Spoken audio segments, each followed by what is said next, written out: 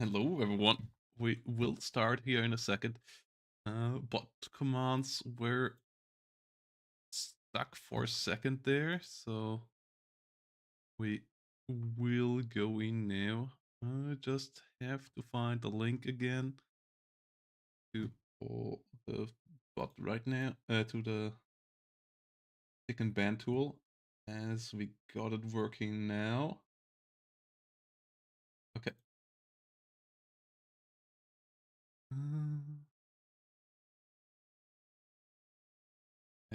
I am the host. I will invite Stinky here. So here we go, everybody. Brothers versus Stinky in another pop tournament game.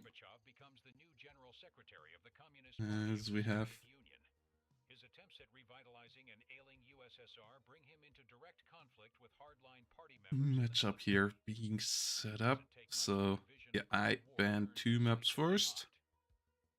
1987. A surprise coup removes Gorbachev and his allies, squashing any prospect Waiting of change in the USSR. An old for guard our troika opponent. We representing can't the pick in party's the end. KGB and military takes over. So yeah, I'm just gonna Stalin-inspired ban 2 leadership wants lakes. to reclaim USSR's former And power is militarily enforced. Its Mount authority River, I guess. absolute.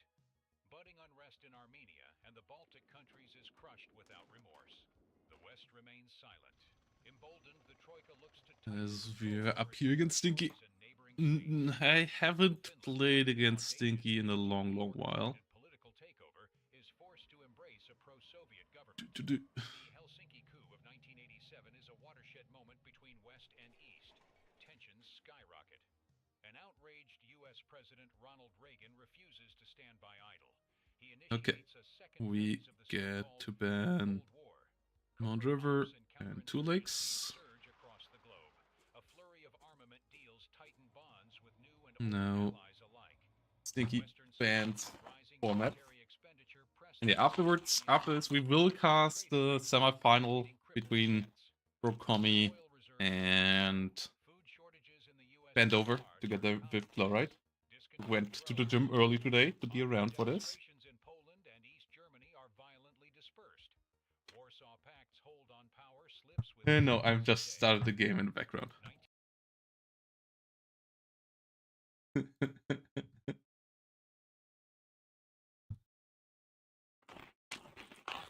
So, yeah. Fans are coming in here now from Stinky.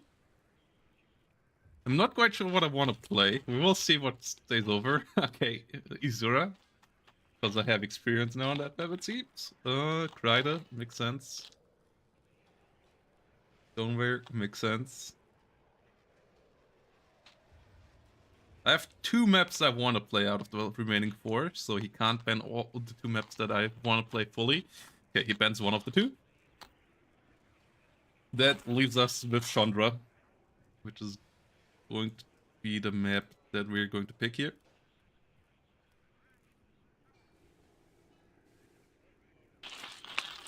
I miss that map so much. That Chandra didn't make it through the community is a damn shame. You all should be ashamed who did not vote Chandra highly in when you picked your ranked map pool ranking.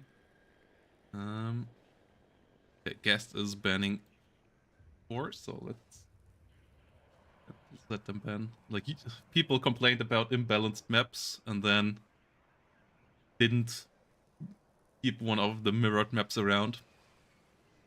Shame through this play. Okay. Let's see what the bans are going to be. I would expect a CLKA ban here at this point. Like, after playing them last time, decently successful. Oh. Oh. Okay, we get a 24th ban. That's actually a division I considered playing on, Chandra. So that is actually not the worst randomization there of the ban. If there would have been an issue now, yeah, 6 makes sense as well. That is a pretty decent map, division on the map. Second Panzer. Okay. we have to consider. We have 6 bands now, so better get our first bands here. That division, on that map.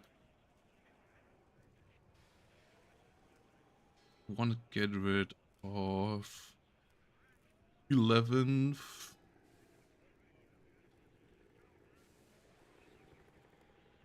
Want to for sure get rid of 79th.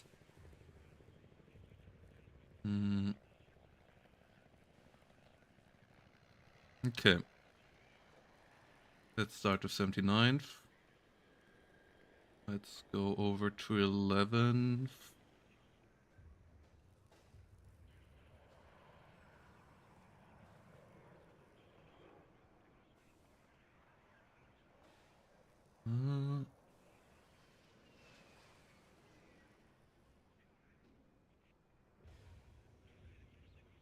There is a mirror pick, so I'm not a big fan of playing 8th US right now, so I don't want to play against it either. I believe the Canadians are pretty good on the map as well. I don't want to play Mnet today, so I'm just gonna ban them here too.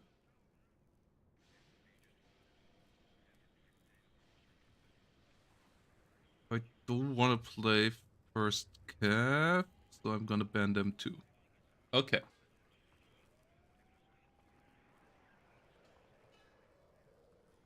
Mono first.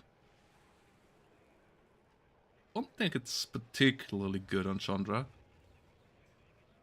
27th. Makes sense.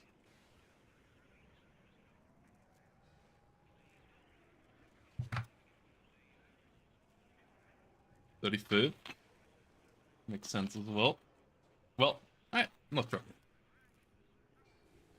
Don't think 35th is particularly good on Chandra. Like, forward deployment is not particularly good on Chandra. So I don't believe 35th is a good ban here. Big question is what would... Okay, 6 US makes sense. Okay, I see what Dinky is afraid of. We have a good couple of good divisions open.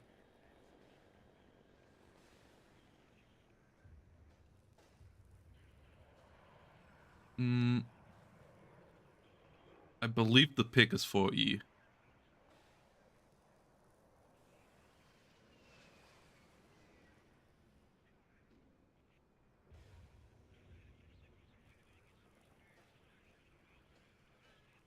Might be a 4E double. Okay, 4E versus Bonetta. That is a fine matchup. That is everyone tense on both sides. Should be a fun one. Like, in a classic matchup for the map. I will have to build a 4E deck though now. Because I played the Star Wars mod when it ruined all my decks, and I don't have decks anymore. I had built a Brunetta deck. I considered picking that as well there. Because I first considered banning 4E. But as I didn't ban it, we have to build it here.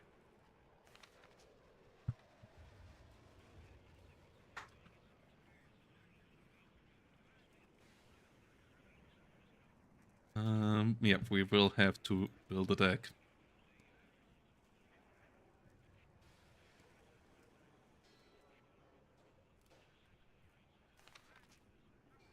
Absolutely want 2 of these.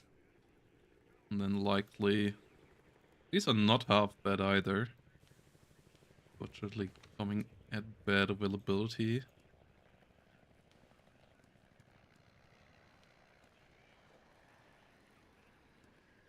Absolutely need white PRs. We at least need 1 toe too.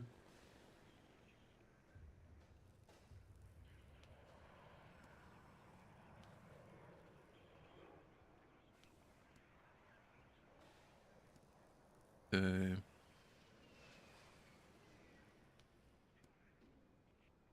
Huntress for the flank. Let's see what else we need there. Cheetahs are good.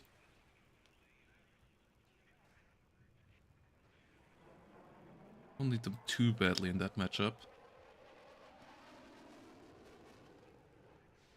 We don't need this as a helicopter hunter, so we go to F-16As. Net I mean, we're likely not gonna be able to use bombers much anyways. But if we can, yeah, let's go with this. Don't think plane's gonna get us far forward there. Genevieve canners. Recon helicopters are pretty good on the map, even though we don't get them with a minigun here.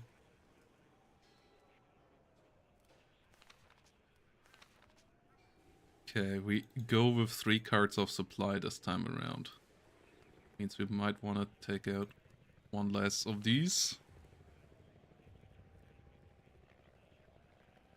Engineer leaders have Carl Gustav, 8 hit points. These guys have a dragon. Not that many hit points.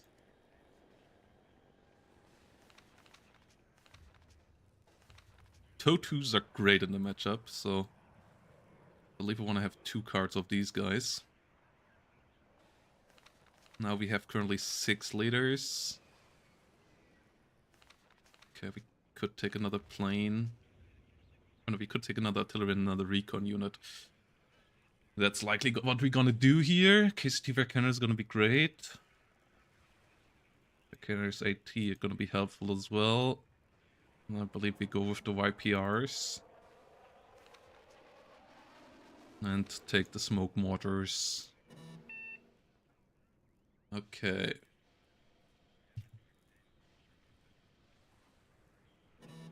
We have the 3, we have the 6, we have these guys not in the YPR. Have our Leo 2s in decent enough numbers. We have the Leo 2, the Leo 1s that we absolutely need. Could go for Stingers here instead of all the cheetahs, but we don't need Stingers that badly. Helicopters are not going to be a problem per se. The cheetahs are better against aircraft together with the Eyehawk. We might just gonna go with 3 Eyehawks for the map. The map is too big. Could we save? Could we just save on strike aircraft and take more tanks? I wanna have the option, but I might just gonna go like this. We're not gonna win against his fighters, against F-18s on that map in the air with short-range F-16s.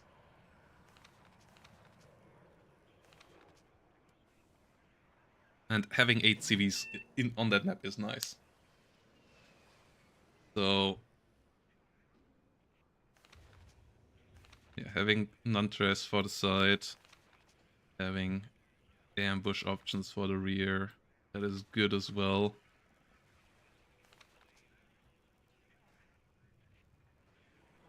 Yeah, okay. I will be back in a second. Just have to put my coffee on the stove and then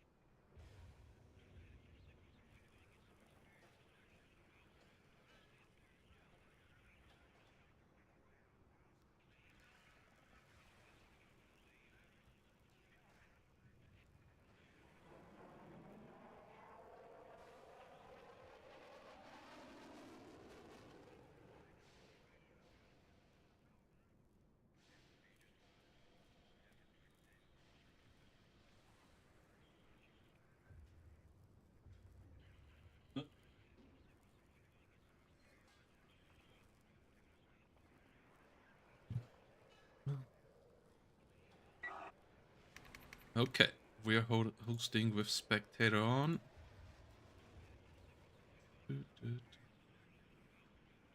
Hopefully that works.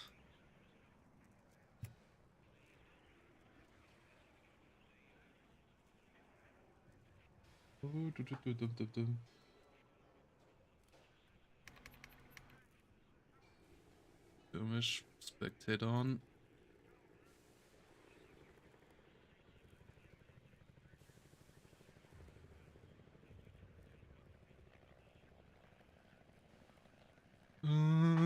Is the spectate mode broken?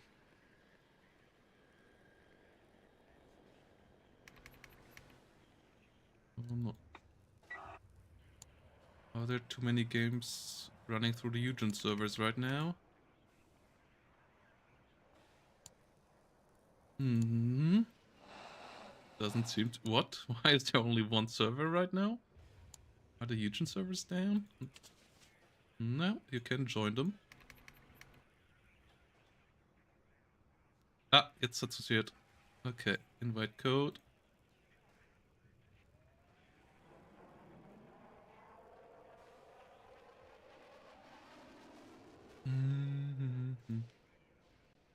Chandra duel. We go. All of this looks fine as well. We go with NATO on NATO violence. And we have to pick 4E. This is the correct 4E deck. Yes, it is. Okay. Wait, no. What? This is the correct 4E deck for this matchup. So yeah, we don't.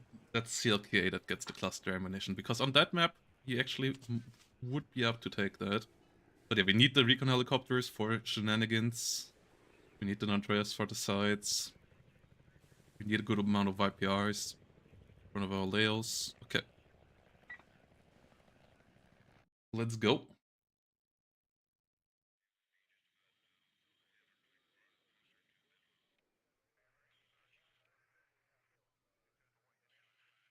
And yeah, let's figure out who will win.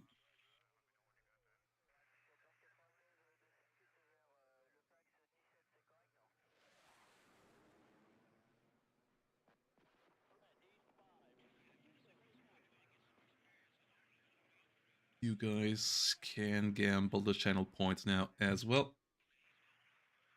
I now did hide the chat.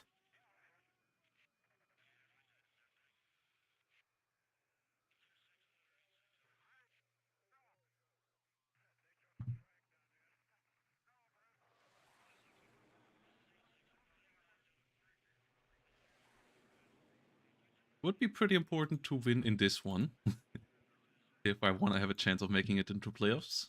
But it would take all the pressure from me losing this one, because then chances would be pretty slim. So we'll see.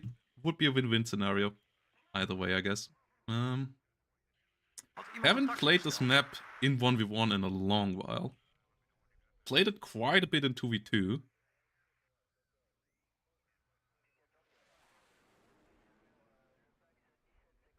He has a couple of helicopters that absolutely could be annoying. Ja, commandant.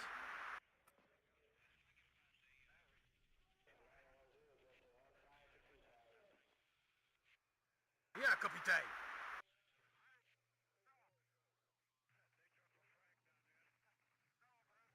We're actually gonna try this on the other side.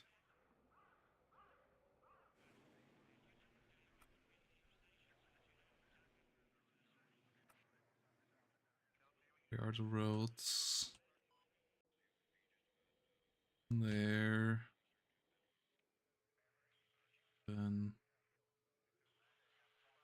I'm gonna try to get through to here. Yeah. Okay.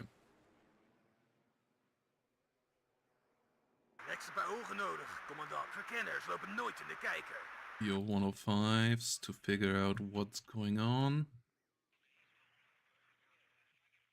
ACT Echo Vercanners Juliet 1 and Romeo Delta. Ik luister. over here. Issue with this division is really the cost of our ATGMs. We wachten op instructies. Not having any cheap ATGMs is a problem.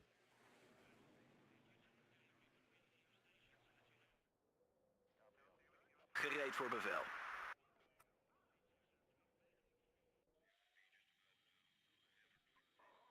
And these guys are gonna be pretty Ik key luister here uit, kapitein. in the opener as well. Die kan op, bestuurder. Ja, commandant.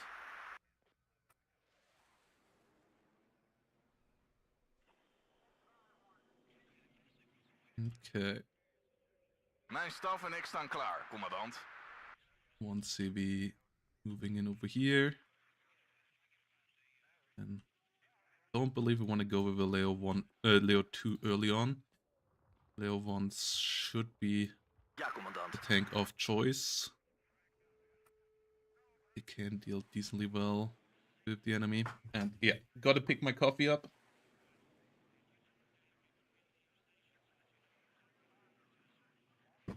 We'll be back in a sec.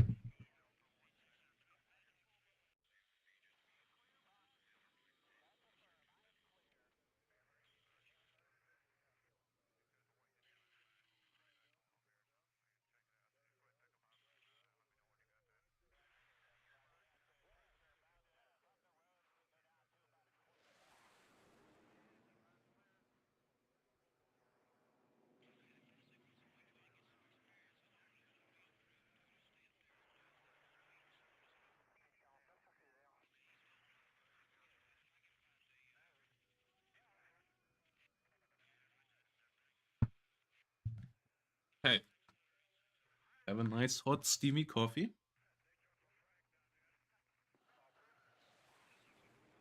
And yeah, we go in with the YPR.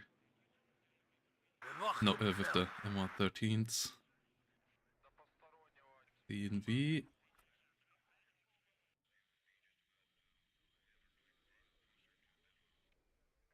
We want good recon. We don't necessarily want to take all the ground early on.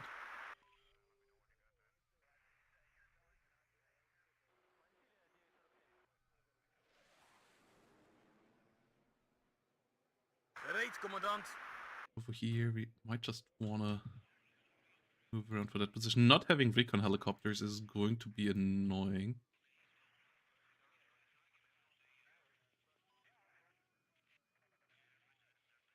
They are dragons. Gereed voor bevel. Infantry for the middle. O2 team Klaar voor vertrek. for this spot. And then one De motor is warm. We wachten. early Eyehawk. Set We up zullen op deze positie uitstijgen. good defensive position over here. Two cheetahs. Voordat de bom valt. For the left flank against any recon helicopter shenanigans. Or a Klaar om te schieten, commandant. autocannon helicopter shenanigans rather.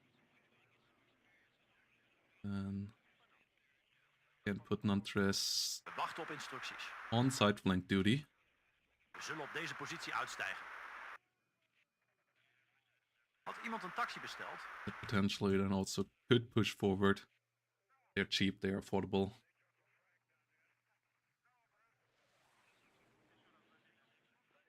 And we actually can start Ja, commandant. one of you guys in the Laro. We zullen op deze positie uitstijgen. Then hold defensive positions over here. Don't have one of these in the middle yet. Klaar No. om tanks op te blazen, commandant. And then we need some Nantre Lift nodig. Die for kan the op, bestuurder. center. Recon helicopter is moving around there. Recon infantry Klaar voor vertrek. needs to get in Die kan here op, as bestuurder. well. I guess we can't afford another MG for the right side. Had iemand een taxi besteld? You're already going up there. No, then we actually afford you for the left side flank. Move around. No, just put you to the middle. Where do we get you? We have all of this covered.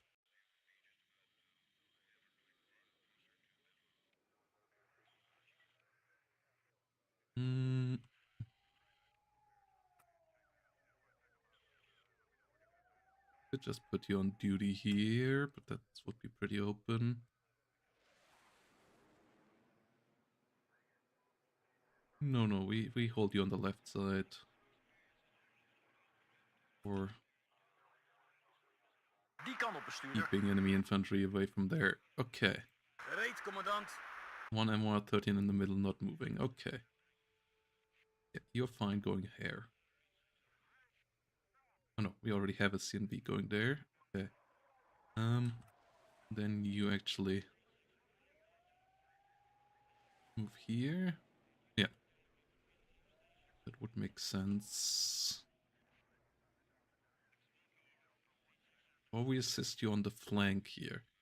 That usually is pretty good flank to hold as well, so actually let's get you there.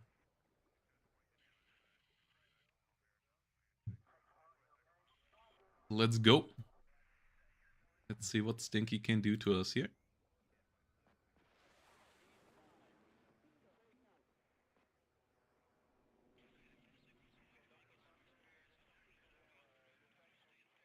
Let's see if we can control Chandra well enough here with Het is me waar genoegen, commandant. CCTV canners going into good spots.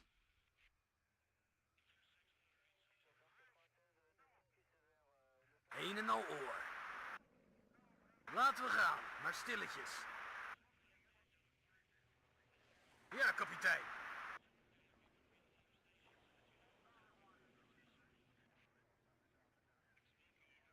We just need to protect against the sneak early on. Vijand gezien.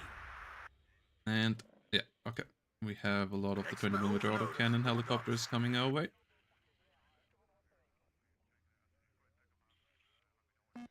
Verkenners tot uw beschikking. Ze hebben ons gezien! And C-15s that early on, okay. Met de vlam in de pijp, commandant. Klaar voor vertrek. Iedereen eruit. Vijand zullen op deze positie uitstijgen. Verkenners tot uw beschikking. Yeah. And it still spotted us there. Okay. We gaan snel. Stop, we nemen een kijkje hier. Sergeant Jans is geraakt! Yeah, failed to get a hit. Okay. That's annoying. November 3 naar Oscar Mike. Wij luisteren. Uit. Ik luister Nope. zijn op vijand gezien. Yet. Okay, a lot of cheese coming our way. De vijand is vernietigd. Uitstijgen nu. Ik zeg nooit nee tegen een lift.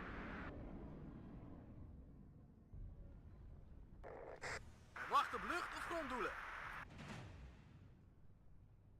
Oké, we gaan. Gereed voor bevel. Alles in munitie is op. Joosten, zoek dekking.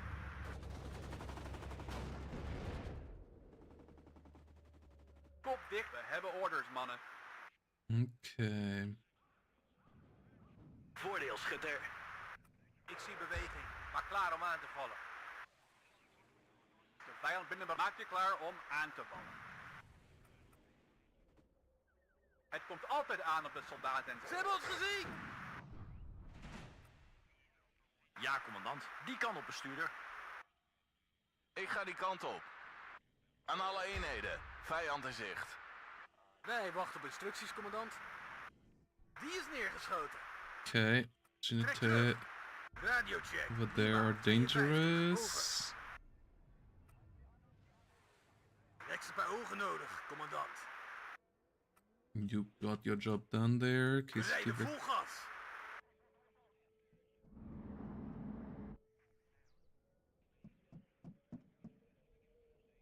Ah, Een come en on. al oor, vijand gezien. Okay, our enemy Maak je klaar om had some aan te vallen. ambushes going on over here as well.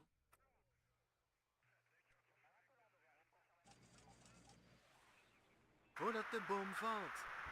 Sergeant Jans is geraakt. Trek Ah, terug. MX-30s in big Munitie is op. numbers. We trekken niet langer. Gereed voor uw bevel. Okay. Vijand gezien. We zullen ze vinden en vernietigen. Gereed, commandant. Trek terug. Wait, what? Why did you smoke off already? I'm not quite sure what I did there. Okay. Ze hebben ons Ah, gezien. fuck. Trek terug. I should have disengaged the view. Aan alle eenheden. I forgot how Vijand in zicht. strong that division currently is with the MX-30 changes. Ah, come on, Leo. Why could you not get a hit there? Commandant.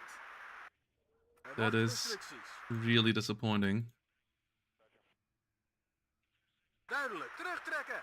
PCT Vercanners need to disengage. We gaan. Pas Charlie 22 tot Romeo. Uitstijgen nu.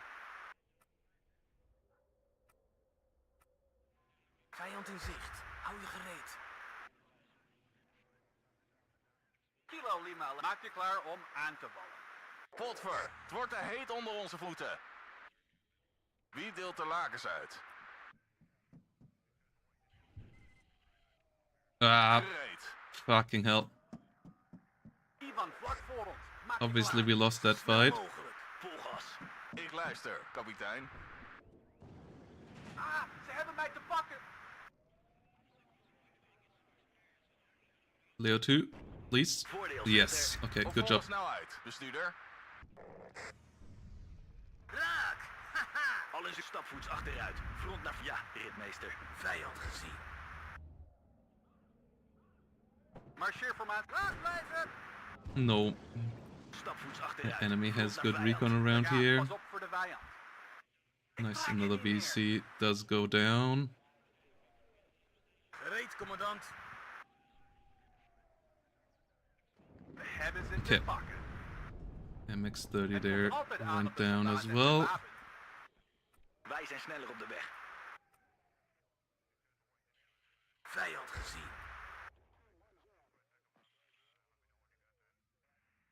Peloton in het veld schiet. Joosten, zoek dekking.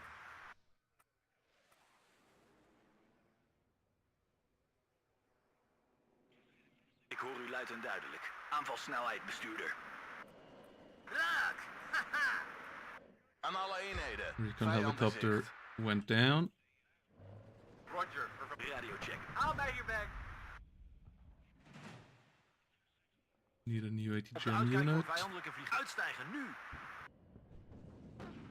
Stapvoets achteruit. Front naar vijand. Roger, zoek en vernietig. Vijand in zicht. Hou je gereed. Stop. Wij gaan op volle snelheid. Nee. Zoals u beveelt, commandant. Stapvoets achteruit. Peloton, op. Maak je klaar om aan te vallen. Ivan, vlak voor ons. Maak je This klaar. is the key part right now, Komt though. altijd aan op de soldaten Oh, en shit, zijn shit, shit, shit. wapens. No, Ah, don't ze show hebben side mij armor. gevat. Waar wachten we op? Om tijd voor. Hè? That would be Wat is uw bevel, commandant? really stupid. Tweede peloton, we gaan. Haal mij hierbij. Ja, commandant. That everything in the enemy's division Vijand gezien. got free C90s. Geschoten. He's for sure an issue as well. Wacht op Okay. instructie. Al in zijn munitie is op. Oh, Vijand is vernietigd. nice! First kill. Ik trek in. Aanvalsnelheid, bestuurder. Okay. Stapvoets achteruit. Front naar vijand. Gems here are dangerous. Gems here are dangerous. Okay. Put away. Joost Ivan, vlak voor ons. Maak je wacht op lucht of grond? Stijg maar in. Roger, we verplaatsen ons. Uit. Need more infantry for that infantry fight. Kilo, lief. In het veld schiet je eerst en dan stel je pas. Haal mij hier weg. Kop dicht en luister naar de baas. Nog één schot en we zijn Fuck. kapot. He immediately got us with more tent. Altijd aan op de soldaat en zijn wapens. Okay. We hebben orders, mannen. Gereed, commandant. Raak! Haha! commandant. Maak jullie borst maar nat. Haal mij hier weg. We wachten op instructies. Vijand gezien. Joosten, zoek dekking. Charlie 22 tot Romeo Leader. Ik luister. Okay.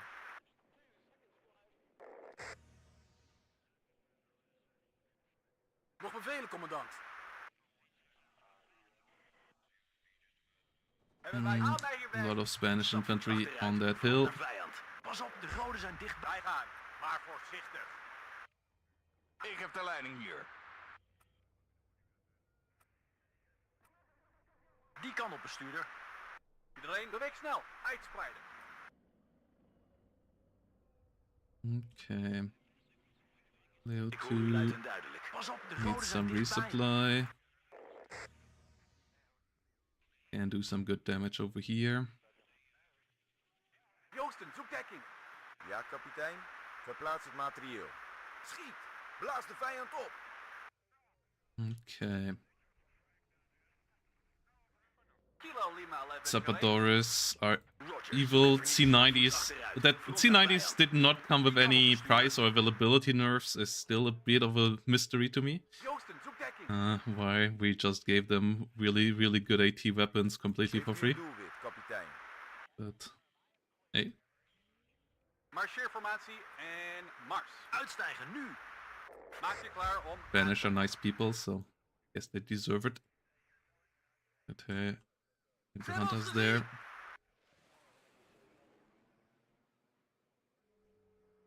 Ja, commandant.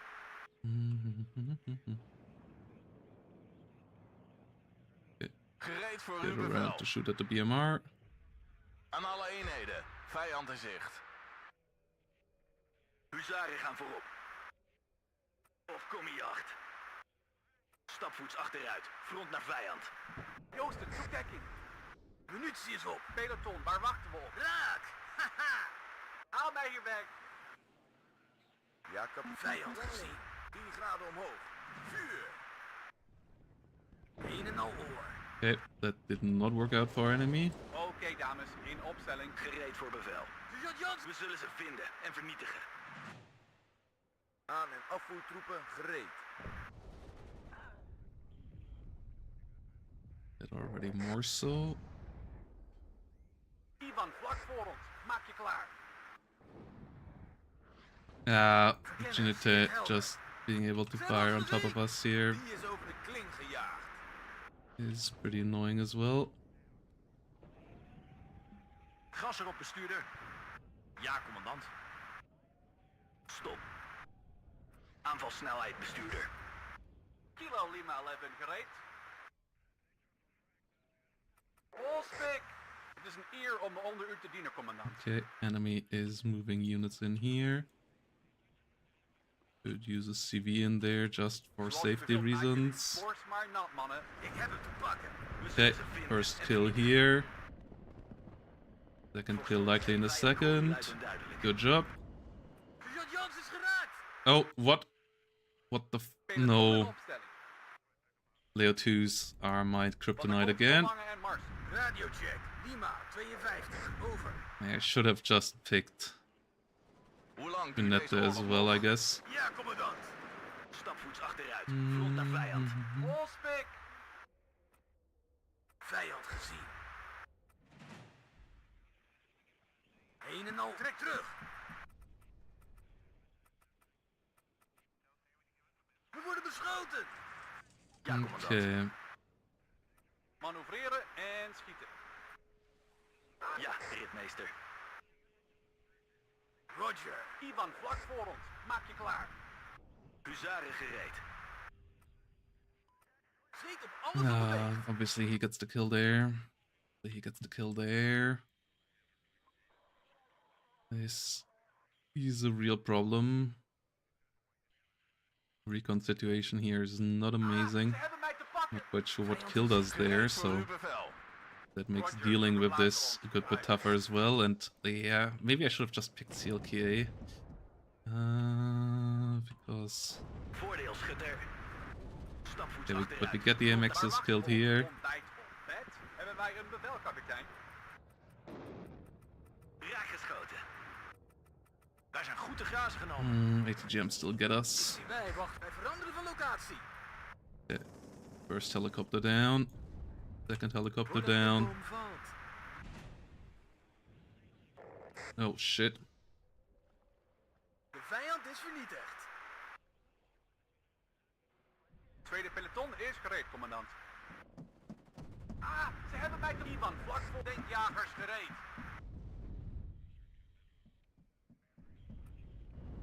Schiet, wanneer het kan. This whole area is going to be painful. Charlie 2. We have the push here going on the right side. Alles in munitie is op. That's the wrong one that we smoked. Shit. Obviously, that's a TOW that hits us there. Voorwaarts. Hou de flanken in de gaten. Ah, ze hebben mij te pakken. Aan alle eenheden. Vijand in zicht.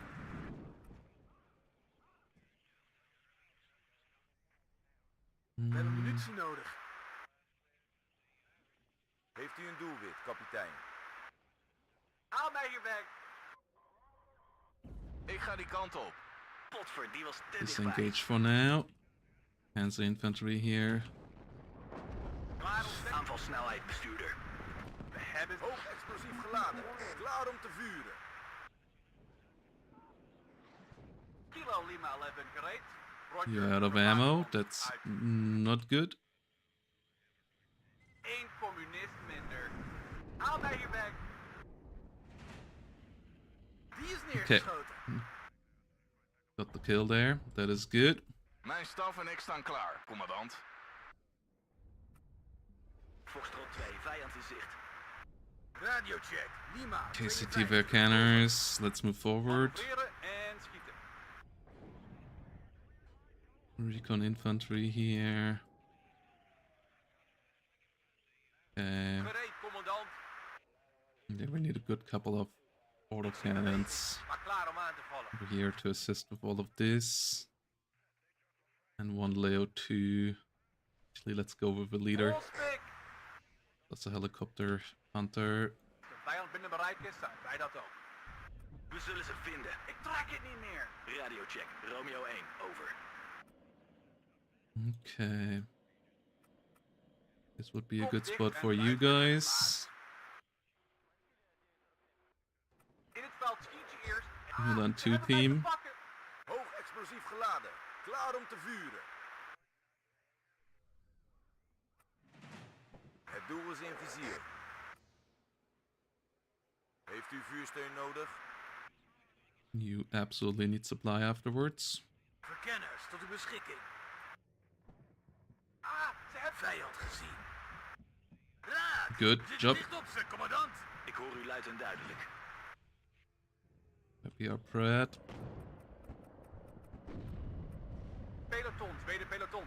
Voorwaarts. Voorwaarts, hou de flanken in de gaten.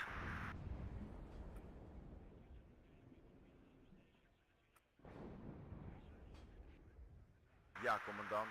Vuurmond, 200 laag. 6 We graden. gaan naar de Filistijnen hier. Radiocheck, Romeo 1, over. Oh, fuck. No! Ah, I overextended again because I didn't have the recon ready. Fuck. Wat is uw bevel, commandant? Yeah, AMXs are pretty good on this map, turns out. Vijand gezien. We gaan, pas op voor de vijand. Hebben wij een bevel, kapitein? Who would have Wij thought? wachten op instructies. AMXs got my Leo here as well because they're absolutely busted currently. You get way too many of them. Volspik, peloton opgesteld en gereed. Haal mij hier weg.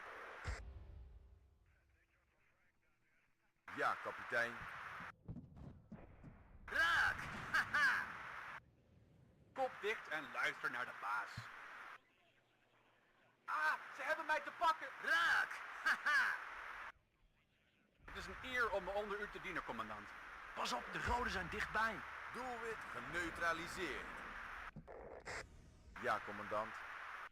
Alle minuten hebben ze te pakken. Okay. Tweede peloton is gereed, commandant. Of Kommy 8. Geef 8. Volspik. This is going okay. Gereed, commandant. This is Trek terug. not something we want to fight there right now. Lima 11. In het veld schiet je eerst en dan stel je pas vragen.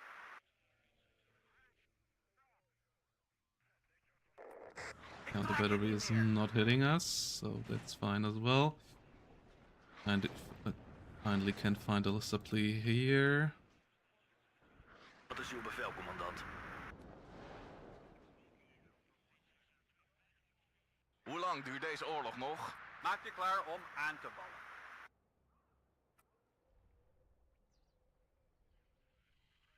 Ja, commandant.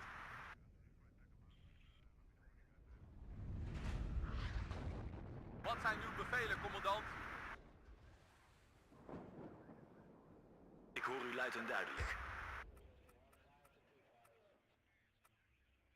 Een en al oor. Kom op, mannen. Joosten, zoek dekking. No, that's actually not a good move. Romeo 1, klaar voor vertrek. Voordeel, schutter. Maak je klaar om huzaren onderweg.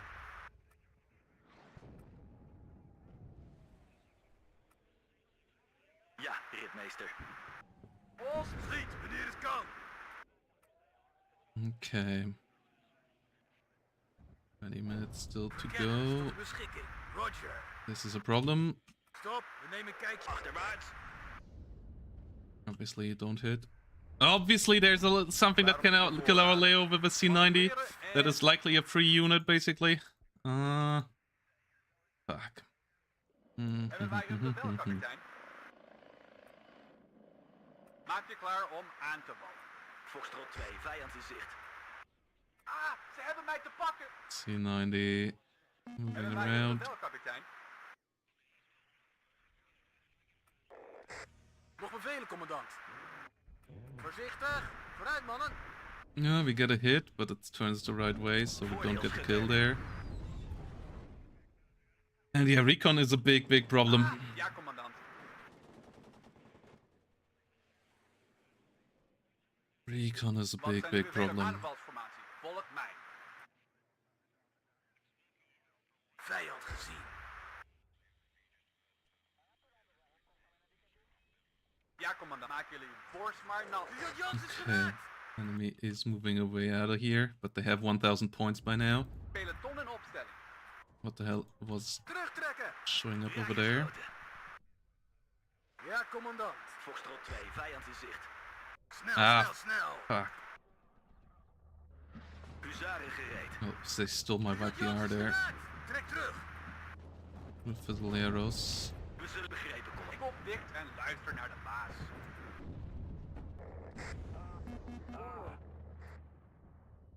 But the fizzle arrows, they are a good unit to hunt down here. Ivan, vlak voor ons. They don't have an AT weapon, okay. Het komt altijd aan op de soldaat en zijn wapen. Ah, they killed our CV over here, because their AMXs just murder infantry, obviously. Ik heb hem te pakken. Radiocheck. Romeo 1, over. Stop. And their C90s are really good as well. Voordeel, schutter. Okay. Vijand gezien. Yeah, I'm not even sure what to buy right now that could deal with any of this. Like, Maxes are just an absolute pain. Gonna have to send up the concentration of forces at a point now, I guess. Klaar om aan te So vallen. we're gonna try that. Peloton Try to opgesteld pick out en gereed. what's going on over here. In het veld schiet je eerst en dan... Didn't really have any targets lately because our recon just couldn't find anything before being eliminated by 50,000 AMX-30s. Los naar vijand. Hoog explosief geladen. Klaar om te vuren. Vijand in zicht. Hou je gereed. Yeah, we might have mispicked this. Like, yeah, I was picking from my 2v2 experience, but Tweede peloton. for 1v1, actually, the Leo 2 division is a pretty bad pick for this map. I totally forgot about that though. Luid en Like, duidelijk. totally mispicked the division Zullen ze here. vinden en vernietigen. Nee, Radiocheck. Romeo 1, over. Pas op, de goden zijn 2E dichtbij. is a pretty bad We pick. gaan naar de Filistijnen hier. Obviously, we don't get a hit Charlie there. 22 tot Romeo leader. Ik luister. Voordeel, schutter. Is er iets dat wij kunnen opblazen? Ja, commandant. Voorwaarts. Hou de flanken in de gaten. Enemy has units here again. Okay. Huzaren gereed. Pols. Vijand gezien. Manoeuvreren en schieten. We wachten op instructies. Tot uw beschikking, kapitein.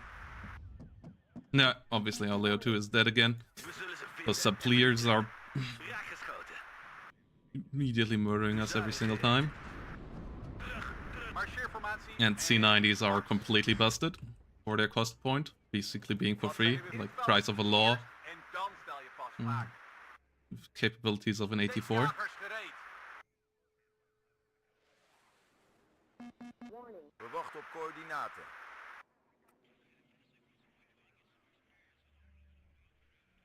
Ze hebben mij te pakken. Yeah, the division is not unstoppable, but it's really tough to beat on this map. And yeah, I just mispicked. I just mispicked. It's gonna be real tough here now to get anything done of value. We're just gonna get ambushed time and time again.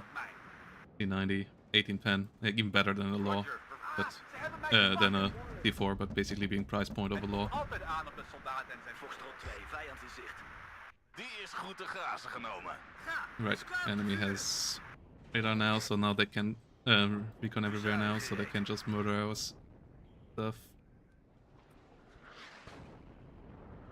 Joosten, raak geschoten. Hey, we at least got that tow vehicle killed. Don't have any vision anywhere though. Stapvoets achteruit. Front naar vijand. Yeah, not sure how we are supposed to ever kill these. Jachtbomwerper gereed. I got heavily outpicked there. Raak geschoten. Manoeuvreren en schieten. Vijand gezien. Like, we pay more for our Carl Gustav than they pay for their... Aanvalsnelheid. Trek terug. Raak geschoten. Terug, terug, terug. Ik hoor u luid en duidelijk. Joosten, zoek dekking. Ja, ik heb hoog explosief geladen. Klaar om te vuren. Marcheerformatie en Voorwaarts. Hou de flanken in de gaten. And they pay for that. Oh, this is a C90, which tragedy. is just a This lot is better. a tragedy of the deel te laag zijn. maximum scale. Yeah. Die is goed Get te the grazen AMX 30 genomen. killed here. Cheetah is doing a good job. Vijand in zicht.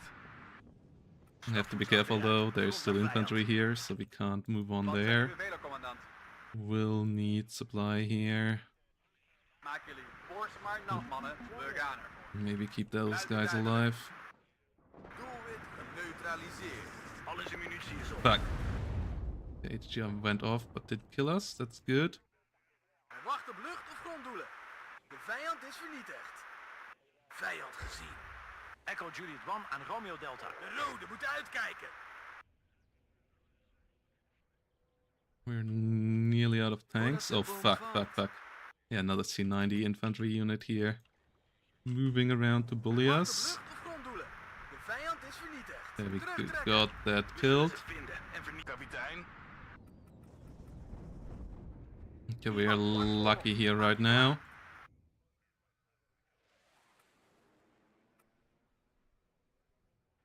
Mhm.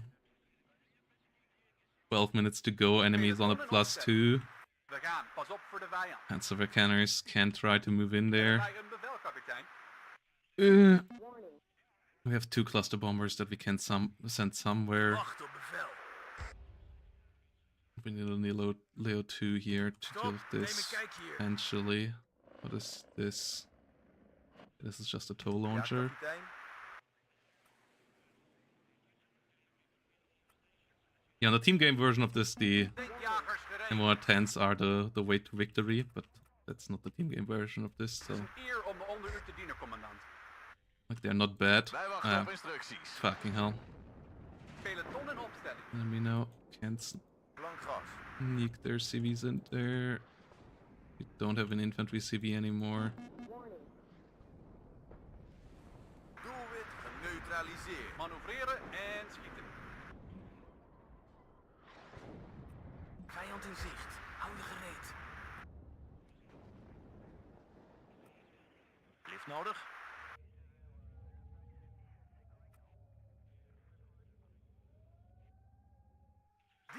geschoten.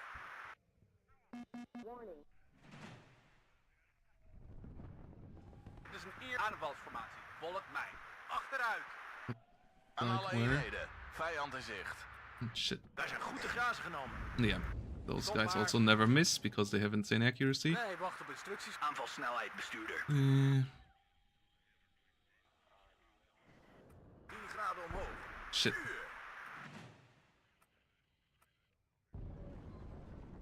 Roger, zoek en vernietig.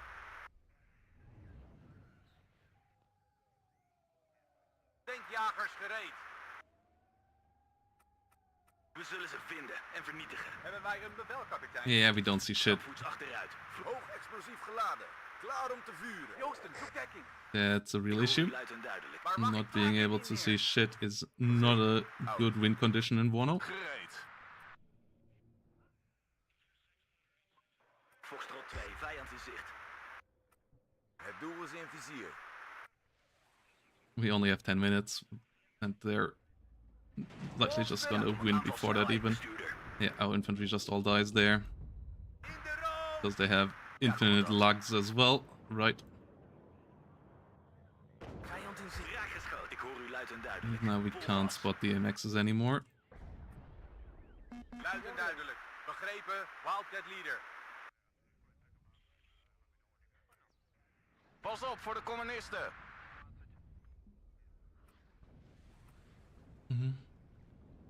Wat zijn uw bevelen, commandant? Foxtrot 2, vijand in zicht. In het veld schiet je eerst. We hebben ze te pakken. Kilo Lima 11 gereed.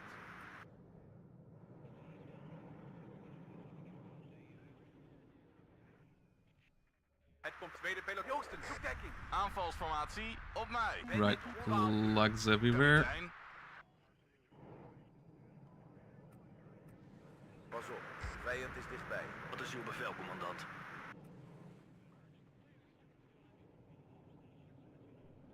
Precies goed geraakt. Haal mij hier weg. Wolspik. We'll need a Leo later Hoe here. lang duurt deze Back oorlog nog? C4 90. 12 uur. Roger, zoek en vernietig. Yeah, that was to be expected. Yep, he got my Leo 4B over there. De vijand At is least kill the plane, but we aren't gonna get anywhere. We don't have the recon to see anything, so yeah, situation is still in terrible states. Oh, he killed our Leo 284s over here as well, which we just can't see anything about. This was a missed pick. We have lost this. GG to our opponent. They picked the right division. I picked the wrong division. That was a stupid pick. Like, yeah, CLK would have been better, even because it would have at least have a chance in the infantry fights. So Div1 was a stupid pick.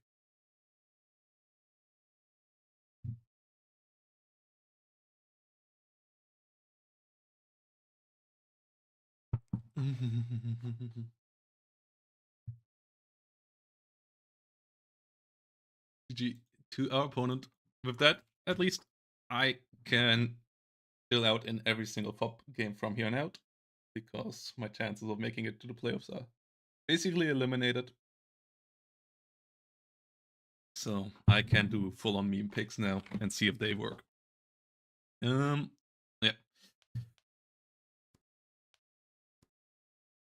Was not a good game.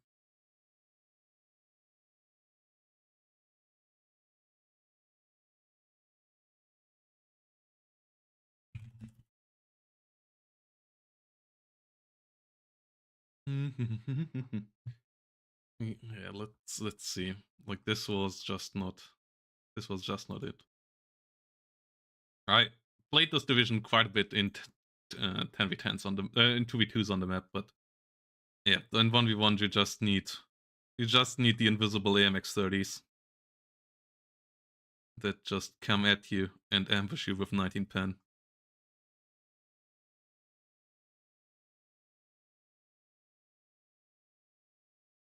I should have just picked that division as well. Like, that was the obvious pick. And our enemy figured it out, and I didn't. And I got heavily punished for it. Like, yeah, we did do decently well with what we had in hand, but Fizzlearo's C90s are just absolutely bonkers for their price point on the map like this against a vehicle-heavy division. Like, C90s are not obviously not like Fizzlearos are not that great in infantry fights, but you have enough that can deal with infantry in that division with all the lux and so on. Like, Renata is currently a pretty insane division. I should have either banned it or like, what did I ban? Yeah. First half, for example, should have not been the ban. Renata should have been the ban. I need to ban that division in the future if I don't want to play it. And I'm not that great with it. Like, likely our opponent was better with the division because I haven't played it all that much. And AMX30s in general is not my forte. So I just need to ban Brunetta for the future. Lesson learned here. Yeah. And also 4E is not my division either. My Leo 2A4 micro is just not good enough for it. Like, my Leo 2s did all do nothing. Not a single one of them paid off. Like, okay, this one got close, but none of the others paid off. Leo 1s did okay, but yeah, so should have played something like 16th maybe. But I wanted M1 10s. If you have only 4 Leo 2s in CLKA, you at least, if you aren't as stupid as I was in the last game, can just put them all in one place and hope that that does something. But across the map, my micro is not good enough to move around with the numbers that is needed on the tournament play. So yeah, 0-2 in the map and division picks, and 0-2 in figuring out a solution as well. 35th just got me 35th style in the last game, and in this game I just got AMX sub-leered and reconned to death as well, and C90s everywhere. Like, let's have a look at it. How expensive is that infantry again? Yeah, 55 points for 11 men with a C90. Well, how much do I pay for the Carl Gustav again? I've only paid 40, but it's also 4 men less. So, and it's still, Carl Gustav is a lot weaker here. Like, slower rate of fire. Like, the C90 with the 20 rate of fire is just so deadly in a matchup like this.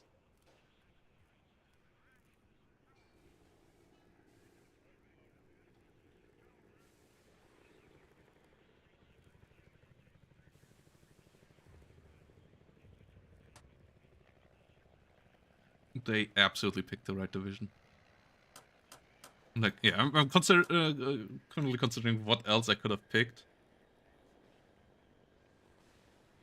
I don't believe I had a pick there outside of just picking it as well. After the banned divisions for the map. Like, Vonetta was the obvious pick.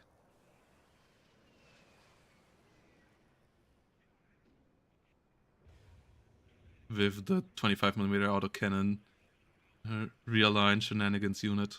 We dealt with that. Like, yeah, it's not like I didn't do...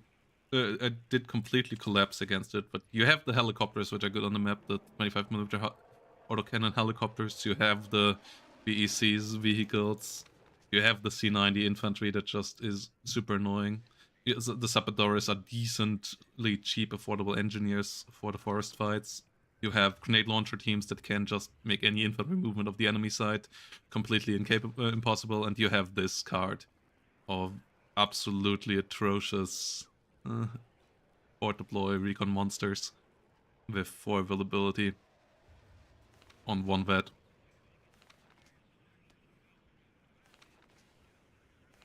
And you have the F-18 that just shuts down every opportunity for the enemy to actually do airplay against you. So yeah, like that was not a real issue either when it comes to how good they were against us, but they kept us from doing anything about his stuff.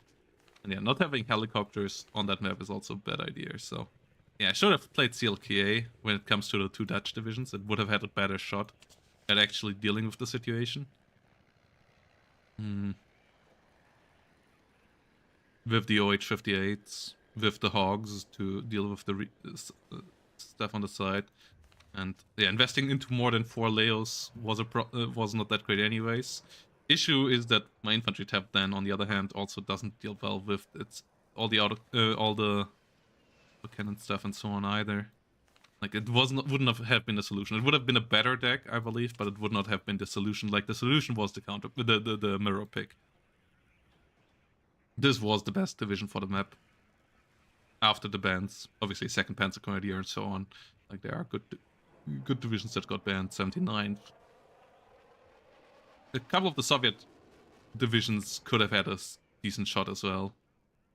I'm currently not that happy with my performance with Soviet tank divisions. So and Soviet mechanized divisions, so that's why I didn't pick that there. Well, we're gonna figure all that out in the analysis video of this. Might be a shorter one than the last one because this one was a really obvious start to finish victory by our opponent. Like we were never in the driver's seat in that game whatsoever. I tried some stuff, but it just was never really in a position to actually ever work out. Like they shut us down there from the get-go. GGVP to Stinky. Really getting us. With that said, guys, time for some Division 1 action. So we're gonna let Chloride join us here, and we're gonna be back in a couple of minutes with Bandover versus Pro Kommy. See you all there for some Division 1 semifinal with better gameplay than what I just delivered to there.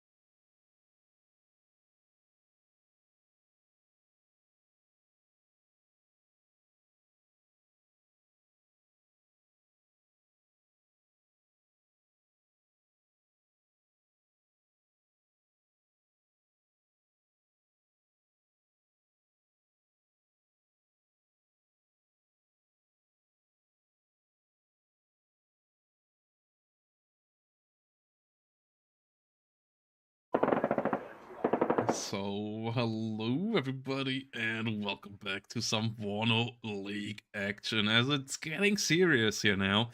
Semifinal, we are in the money pool with this, and we are in here with two players that have had great tournament successes in the past, one even more so than the other, and we will have some beautiful matchups here between Ben Dover and Kommy, who made it into the semifinals in strong shows as well. Ben Dover beating the favorite in the playoffs, VLA Star, perfect run in the playoffs, perfect performances in ranked and other tournaments lately as well.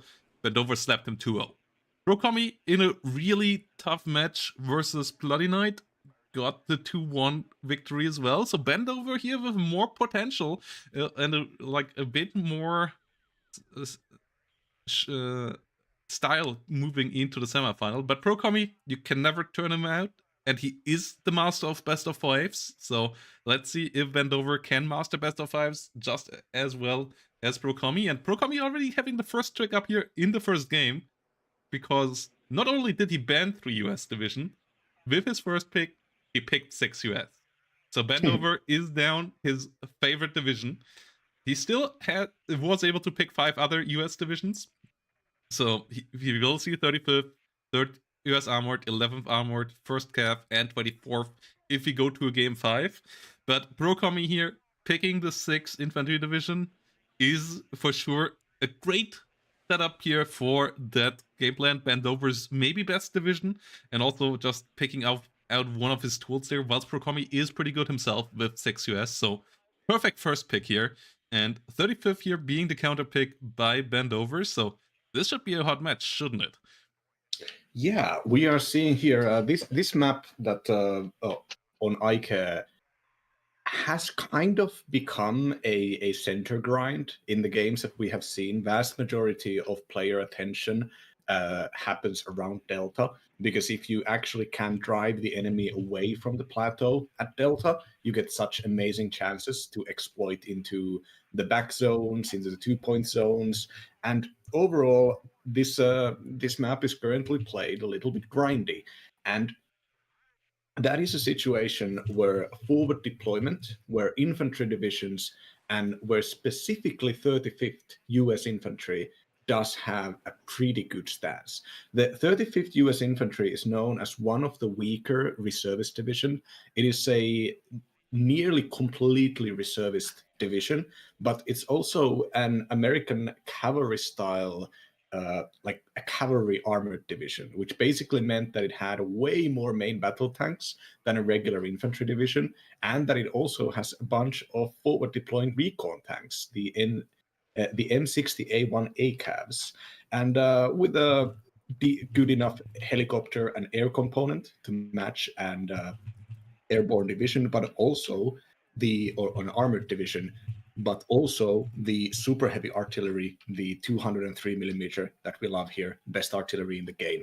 And basically the way 35th, the niche 35th has had for the longest time is that it can create a fire support blob. It can create a death ball in StarCraft terminology, where you just have so many CEVs, 50 cal transport trucks, so many MP patrols are going, because everything is reservist, so having the military police there is going to have amazing results.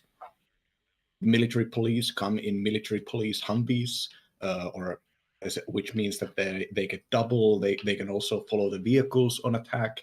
And with the forward deploying ACAV opener, they also basically can start out the attack immediately. And looking at the force deployment here from Ben Dover, it's clearly going into Delta and Echo, basically wanting to get the large engineer squads, the National Guard's engineers M67, do not have the standard engineer weaponry, but they have a recoilless rifle. And that's basically a bazooka that you can shoot at infantry, an older generation bazooka.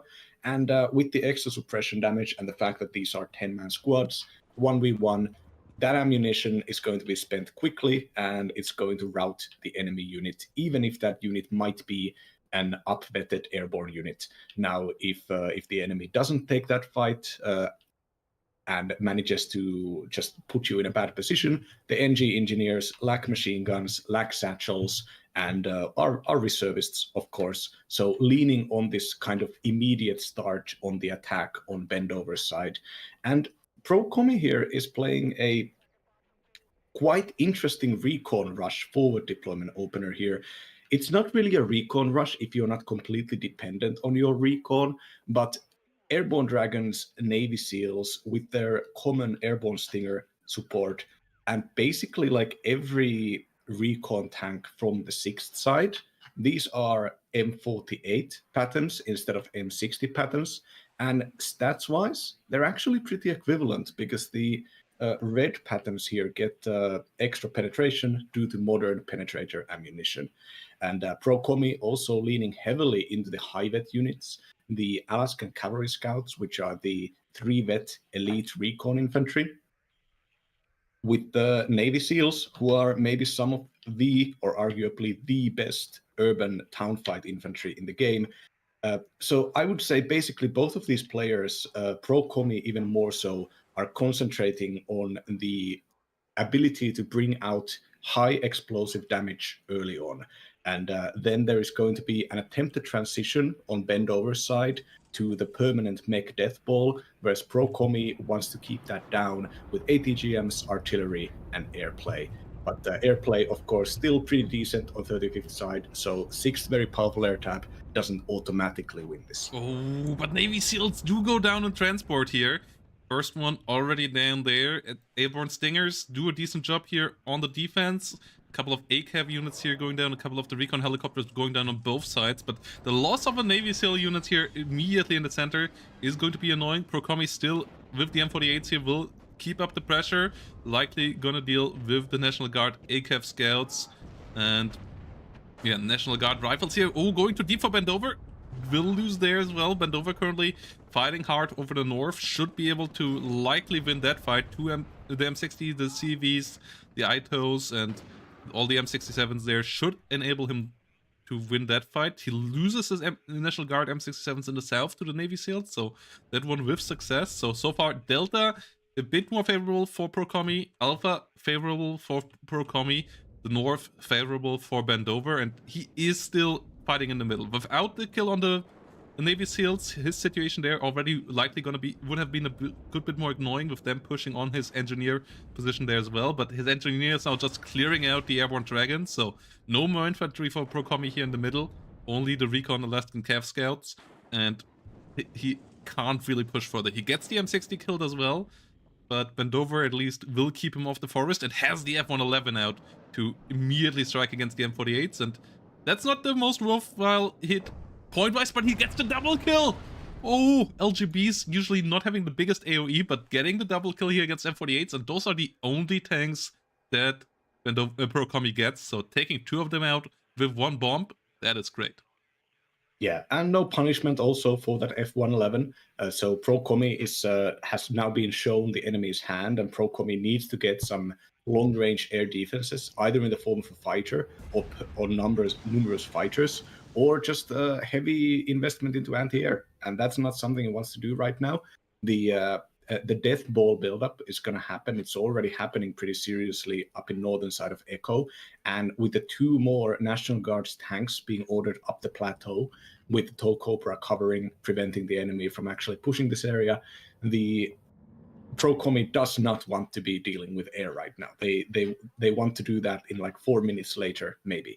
And right now we're seeing already Bendover's infantry is moving up. They spotted the CEWI, the SEVI, have used their signal intelligence technology to find out the enemy, even if the enemy is out of line of sight for them.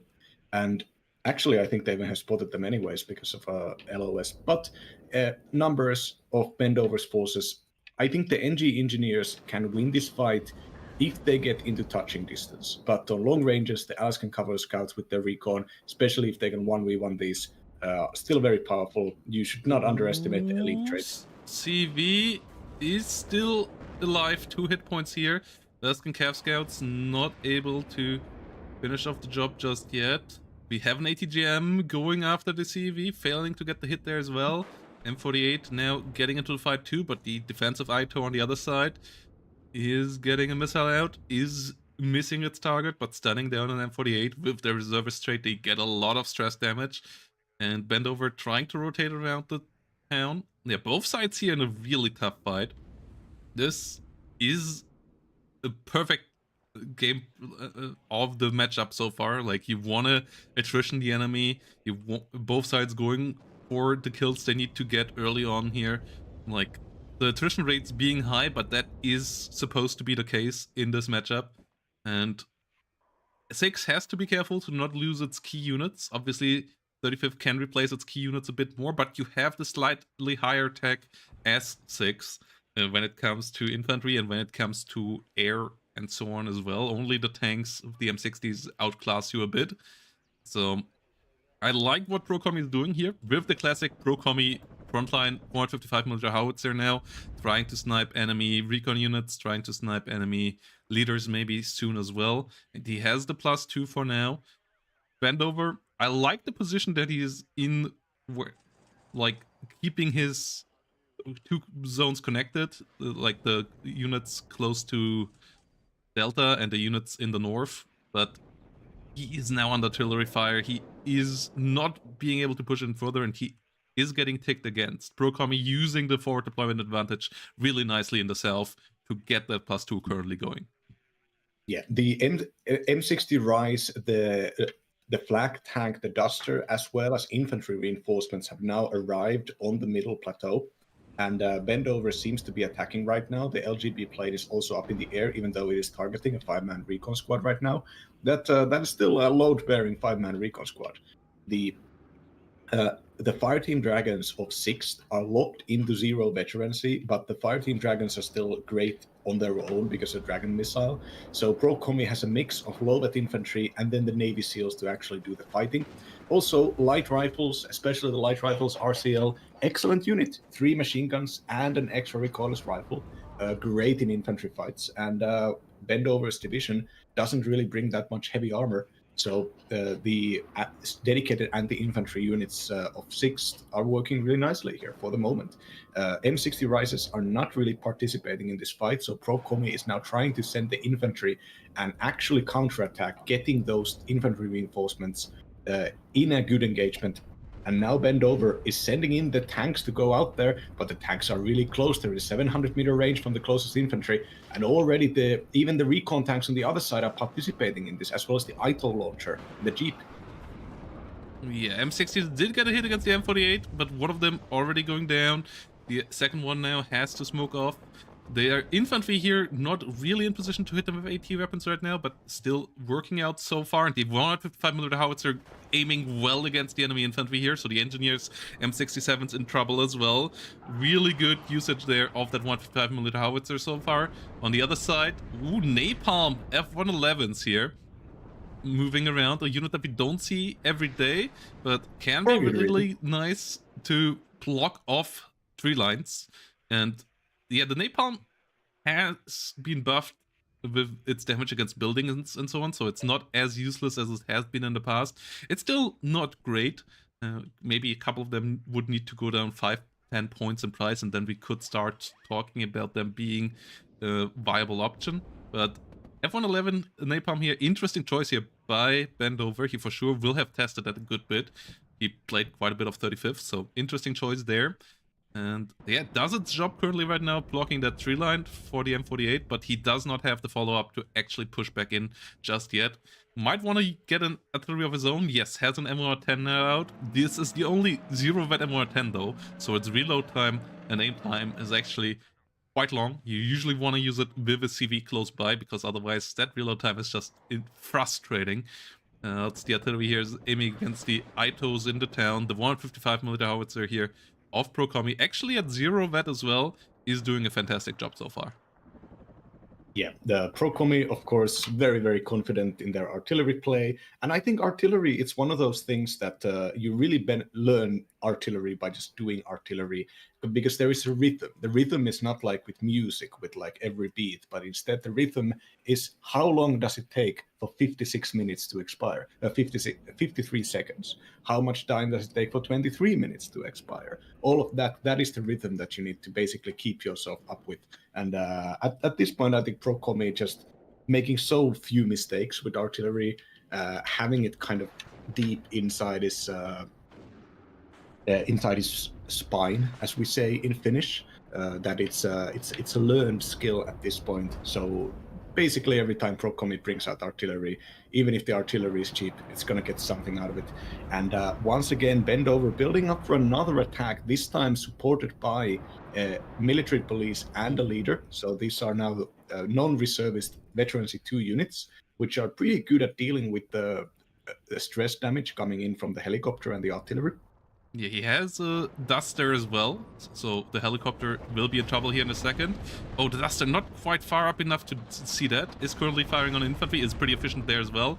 But that means that the Hawk for now got a couple of free shots and actually got some rocket reloads here as well. So was able to stun down the Duster, but does not stand a chance in the long run. Duster gets the kill. Navy SEALs there go down as well, and a lot of blue units dying. Napalm Bomber coming in to shut down the road completely. We have the LGB Bomber sniping an AKF in the south. The LGB Bombers here have done pretty well so far, but the Napalm one does get killed on the way out. So finally a plane killed off here by Pro Kommy, but he did lose a lot of units. Bend Over here with the better trades lately, and the M48 number has started to fall apart, and his infantry currently not in a position to hold on to that point on its own. The CEV really good also at dealing with those, so Bend Over might be able to get this hill back soon, and then Pro Kommy might be in trouble here. Yeah, Pro Kommy is still not down for the count. There's a bunch of AGL and 50 cal even 50 cal Dragon transport coming in here, and the artillery is gonna keep on firing. Oh. There's also Pro Kommy now buying the first seed electronic warfare plane, the Prowler, which is gonna be the first step to actually getting air. And considering how physically concentrated Bend Over's forces are, the heavy bombers of 6 are going to be probably pretty useful here. The Napalm plane here, got a good shot, did not kill the transport, I don't think, did not kill the infantry squad, it directly hit and was shot down. And with 35th, I think you get pretty cheap air slots, so buying like 2 Napalm bombers for 1 slot isn't necessarily a bad deal, but the Napalm is still absolutely the least damaging bomber of all of them. Yeah, but it did shut down the road for a while, and it did allow Bend Over here to really reduce the infantry numbers on the other side. Like, especially in the north, a lot of the infantry has been taken out, and also in the center, the infantry numbers aren't as overwhelming. There's not a big swarm of dragons flying into any CEV or M60 poking out its head, and that will now enable, especially the CEV, but also the M60s to play a much bigger role in these fights coming up, and that is a terrible news for Pro Kommy, especially considering how few M48s are left over here for Pro Kommy. He still has 2 up there, so he still has a shot of getting around, gets a CV with one of them. Whilst the M110 here from the other side is trying to get some kills, but lately the traits have been favorable for Bend Over. He finally has a +2 up as well, has another F111 LGB poking its head around. We saw the first seed plane here moving around for Pro Kommy, so we might see a Pro Kommy attempt to take over the skies in a second, but for now it's still in favor of Bend Over. Gets an LGB out there, F-15 Eagle is out, F-16 goes for Hawks, it does get the F-15 behind it, so does get shot down, did at least get the Hawk kill beforehand, but still a good kill there for the F-15, and the fight here in the middle withstands Rise moving in there, has to smoke off. That's its big advantage over the M48s on the other side, which don't get smoke launchers, and is at least able to move out. National Guard Rifle Dragons, which get the Dragon 2, moving in there. M67 units moving in as well, whilst we have the F-15 now still flying around, but not able to find any victims here. Navy SEALs ambush one of the engineer National Guards with the M67s, but there is another one. There are military police units behind us as well, so the Navy SEALs, they might still be able to do this, but it will be a tough fight for them, 1 versus 3. Okay, the military police one is not assisting. The other National Guard engineers did not fire its M67 yet, so the first one did get killed off there. Navy SEALs do push into the building as well, but They are down to 2 men only now. They get the stun, but the multi-police patrol at least should be able to finish them off lately. Though a lot of blue units dying now in the center again. Oh, this is such a close fight here. The pendulum is swinging around wildly, both sides knowing when they have an advantage, pressing it hard. But I still like Bendover's position here just that bit more. Yeah, Navy SEALs managed to destroy one ITO carrier as their last breath, but do lose the southern side with no units preparing here for a counterattack for Pro Kommy's side. So south is now officially Bendover's. But Bendover's infantry attack with the National Guards rifles, which are reservist units, so more expendable, it was kind of taken out by being caught out in the open. Just 3 units in bad positions getting fired upon, including by the Vulcan air defense system. But right now, Pro Kommy spent all of its ammunition and a bunch of units in a bad position.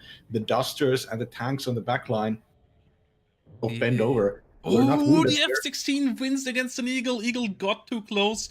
Didn't fire its missiles. The second Eagle should be able to retaliate, but the Prowler goes down as well.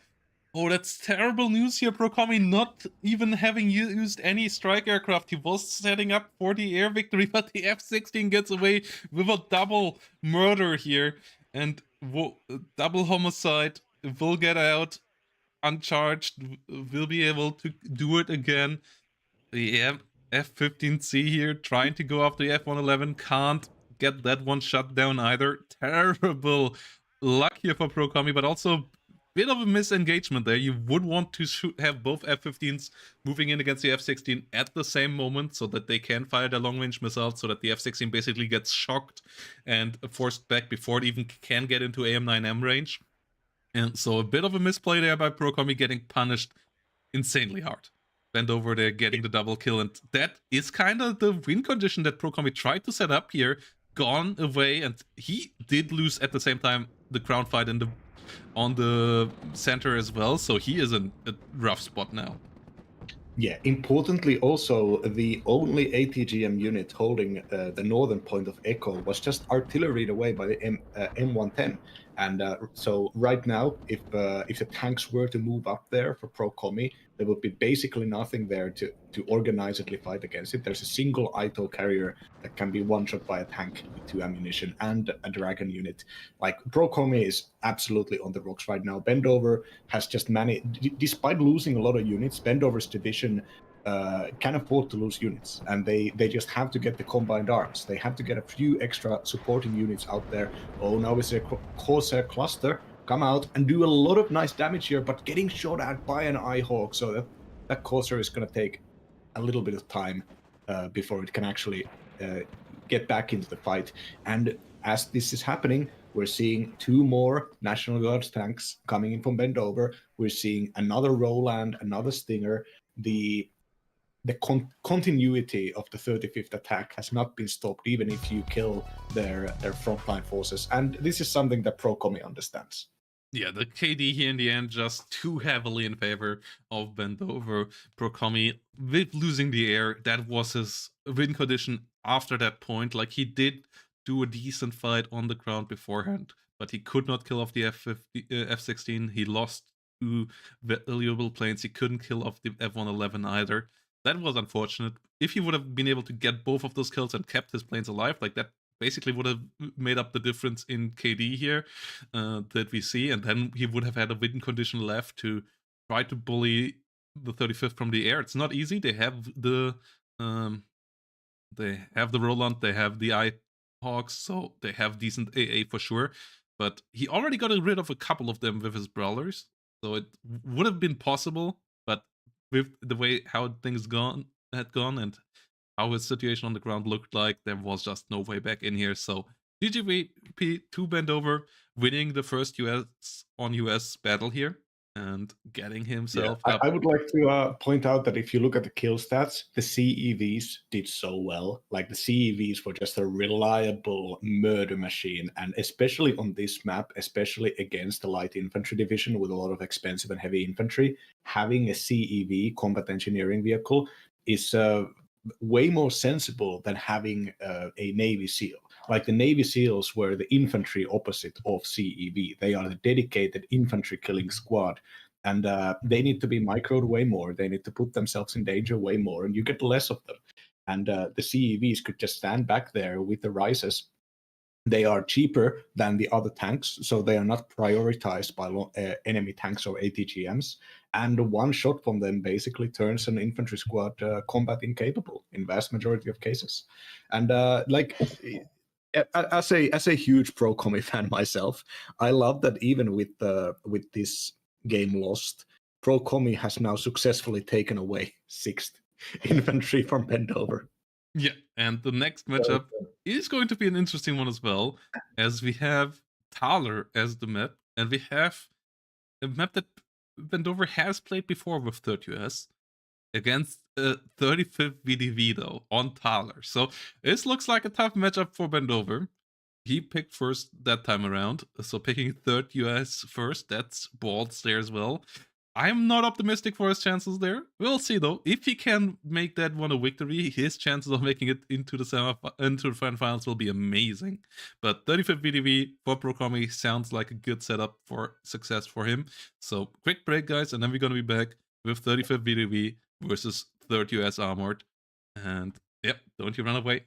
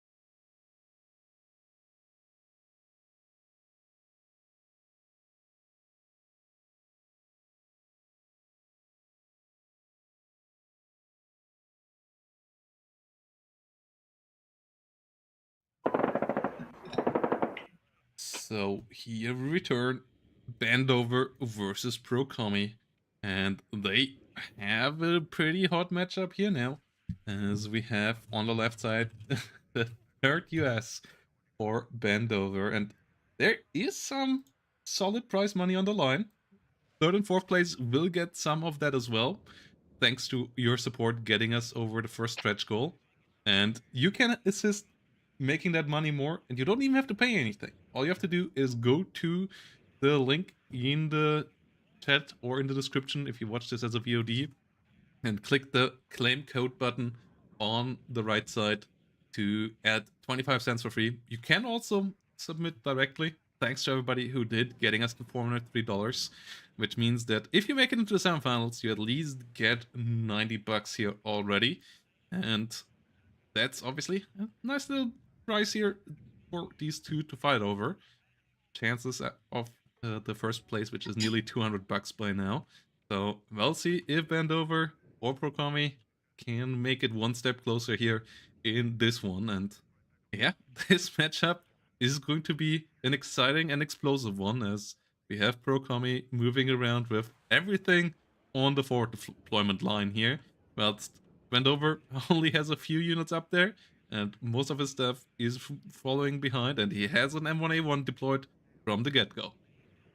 Yeah, this is a battle of the extremes. The 3rd US, arguably the heaviest and slowest armored division in the game, with 35th, which is not necessarily the most aggressive division here, but it is the standard airborne assault division for the Soviets.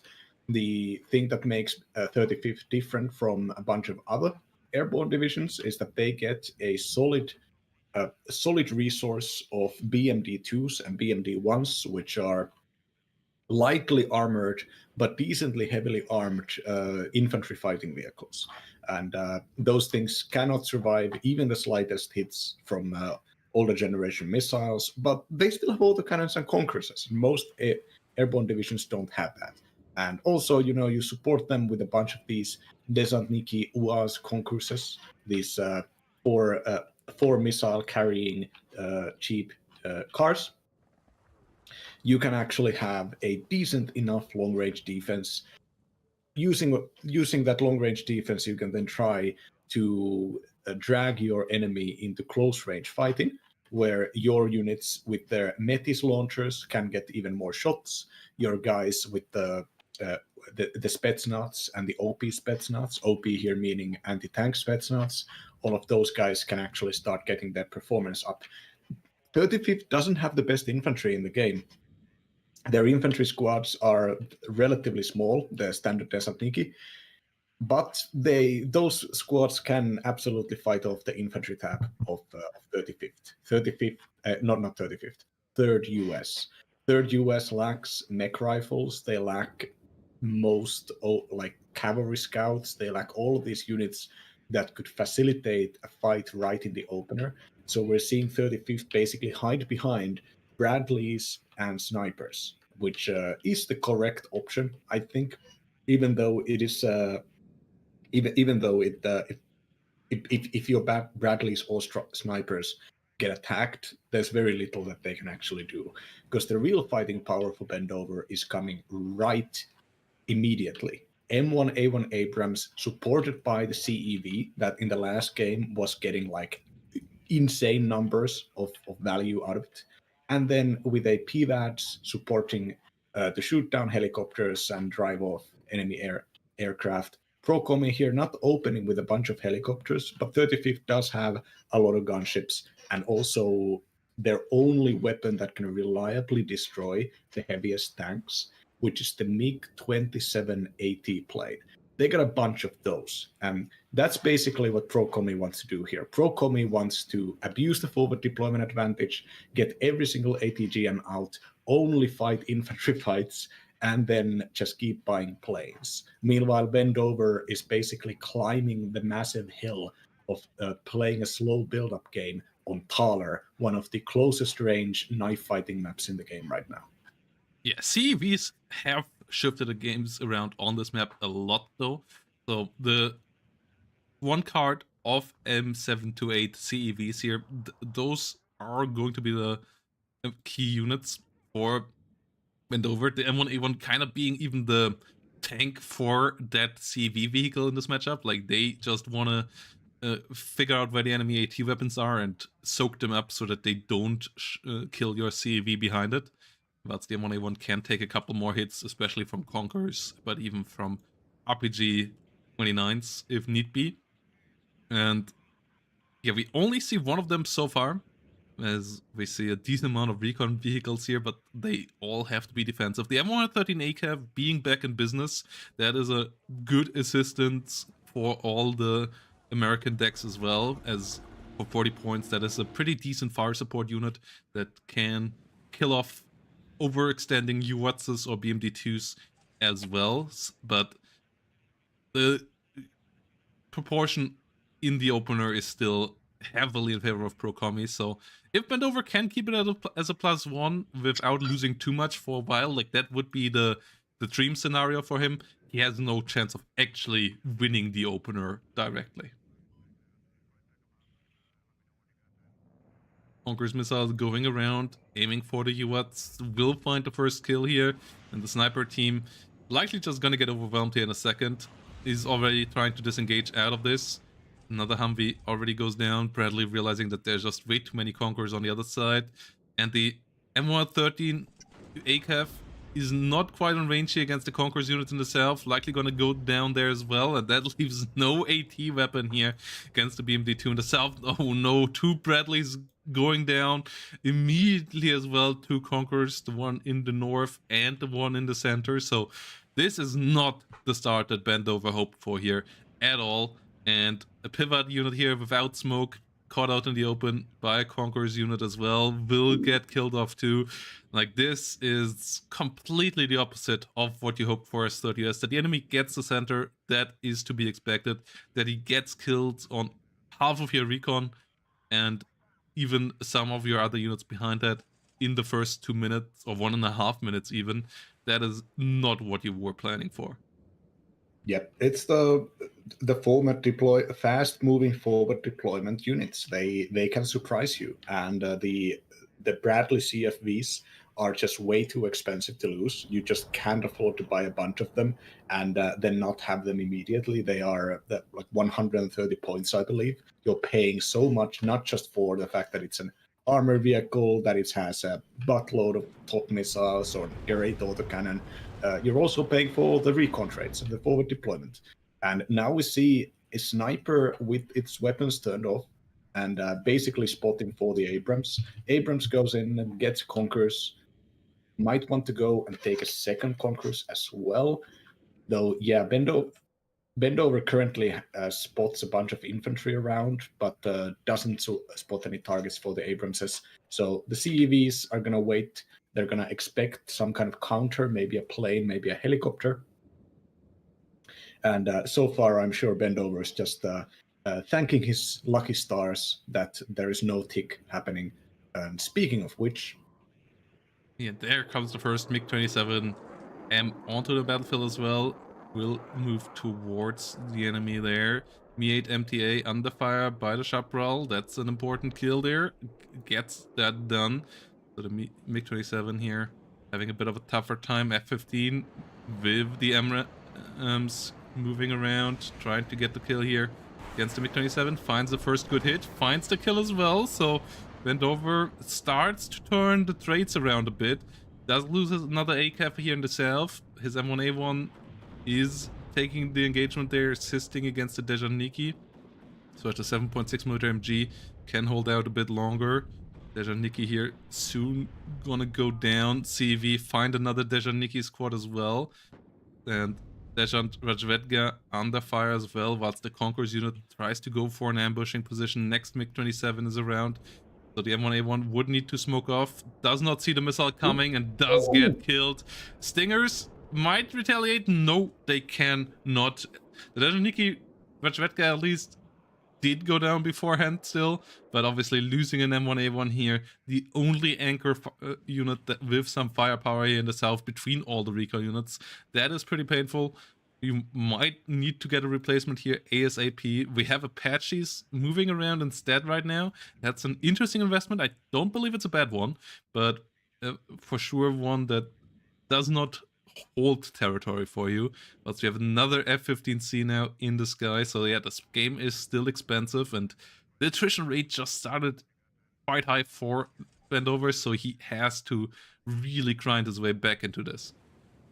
Yeah, CEV getting a free shot against OP Spetsnaz. OP Spetsnaz likely going to be lost for nothing here, unless it can run away now. Oh no, OP Spetsnaz. M113 ACAF trying to get a shot out, but does fail to do so, does get killed there.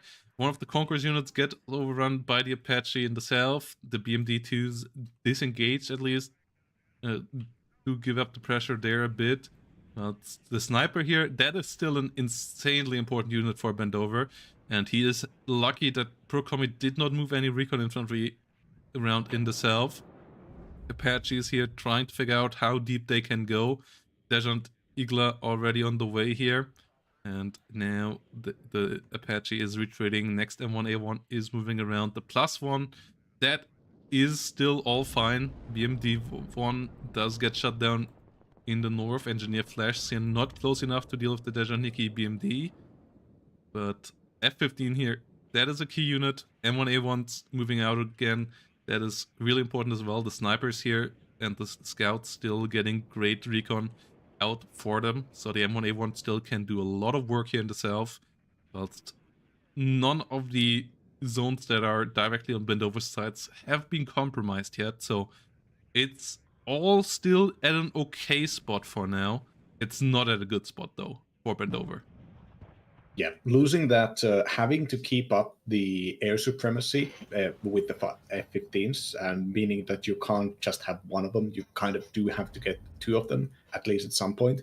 And then also having to keep that anchor unit that costs more. The Abramses cost more than 1 minute's income. They are very clumsy to get out there. You won't be able to get them out the next minute necessarily. You might actually have to wait 2. And it just strikes the tempo play of third so hard. CEV getting shot at, getting routed, running away, and getting supplied, still buying just a little bit more time. Pro Kommy, now that the air defenses are out here, both the Strela and the Skretchet is also with the Igla in the front line. The BMD2s are going to try to get into the back point or southwestern point for the second time now. And I think they may have spotted the Abrams movement. I think the BRDM Congress might have spotted that it is actually like up in echo. So Eagles struggling to get the kill here. Do get the kill against the MiG-27, but 2 MiG-29s moving in behind them. Oh, MiG-29's taking a terrible turn there. Still get their missiles out and do get the kill against the Eagle, but killing off a MiG-27 there, that's an okay trade for one of the Eagles, but the 2 BMD2s diving in real deep here now, just driving through the point, will eliminate the 7.6mm MG. The Mud CV is desperately trying to get out of there. Apache now rotating north. The CV does go down. M1A1 rotating into position, trying to assist the OH Scout and the Apache as the Strela and the MiG-29s move around to kill off the Apache. Find the OH Scout. That's a good kill as well.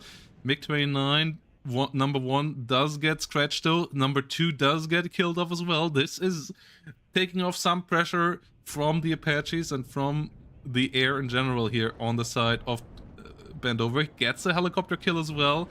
Issue is still that he just does not have the push power, and the Apache now does get overwhelmed.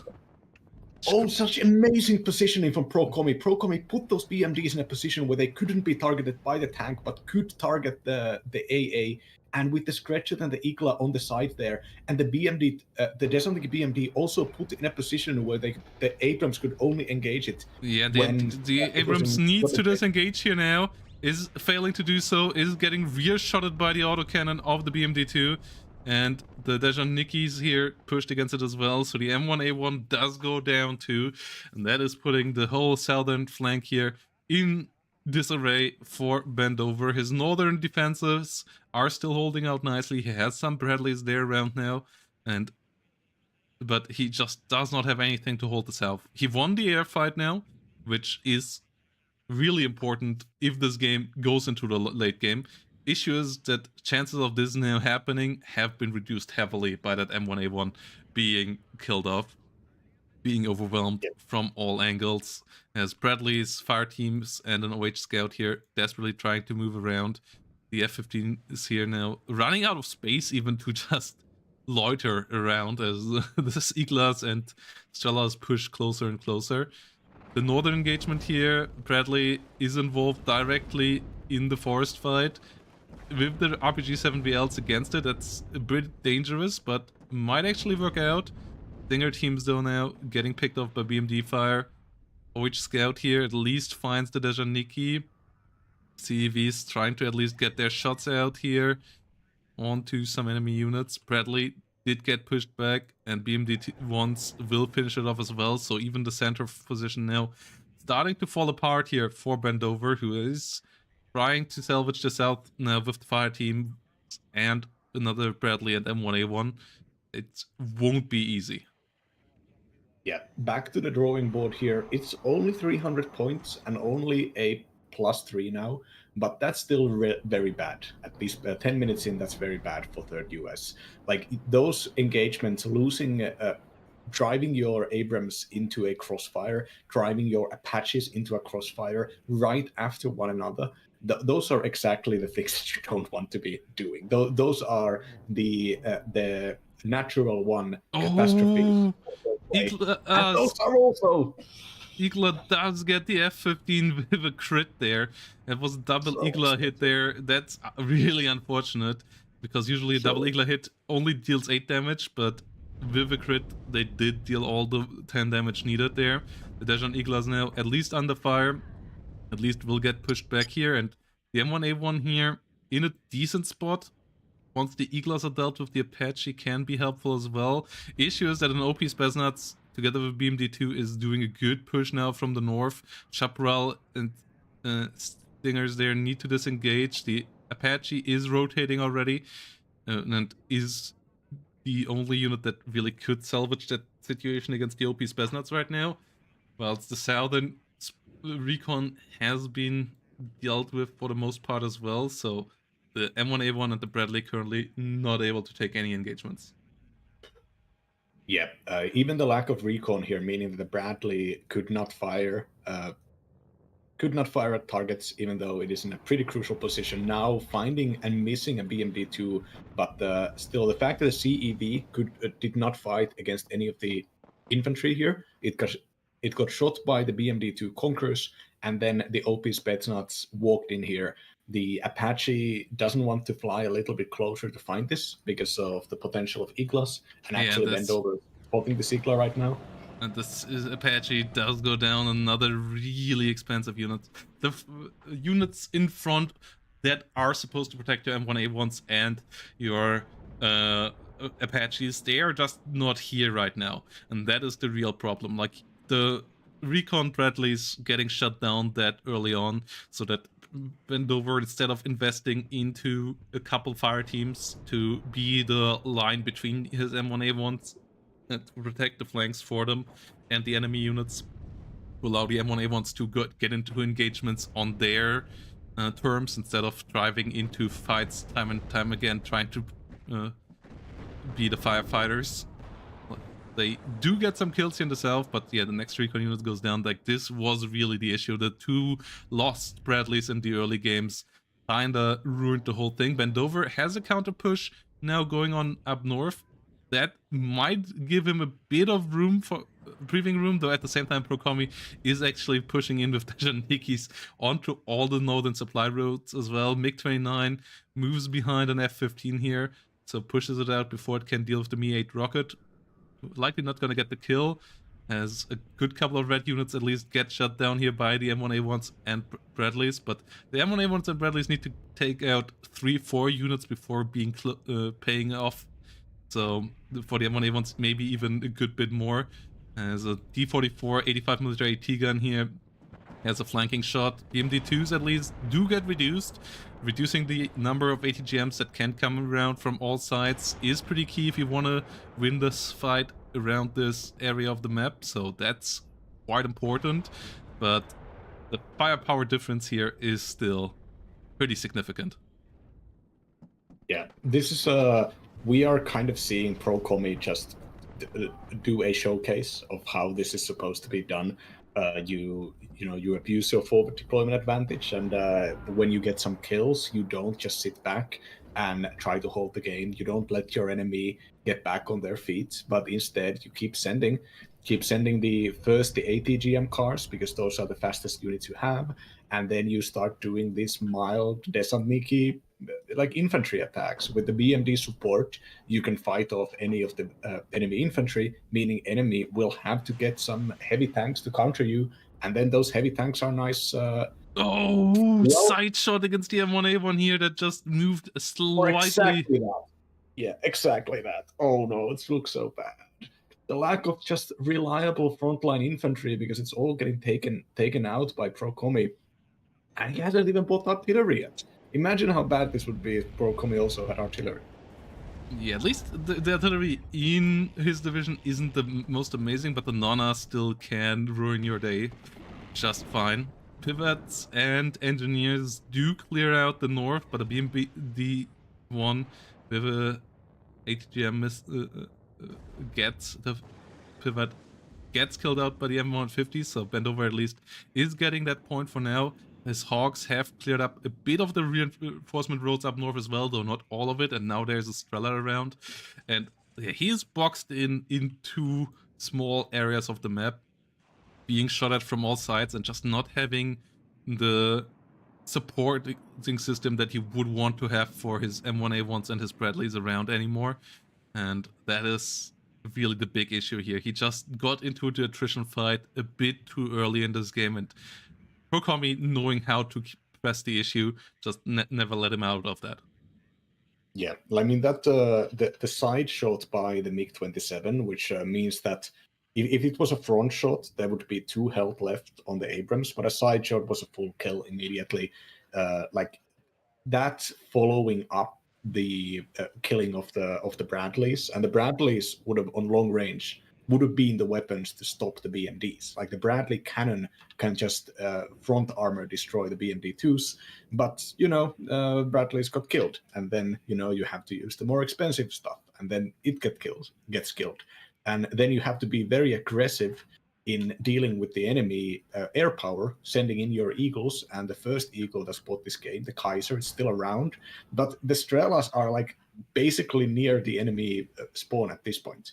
So sending in the plane, even if it can deal with the helicopters here, it's just not an efficient way to do so. 280 points, and that can be, lose a dice roll against some Eagles and die.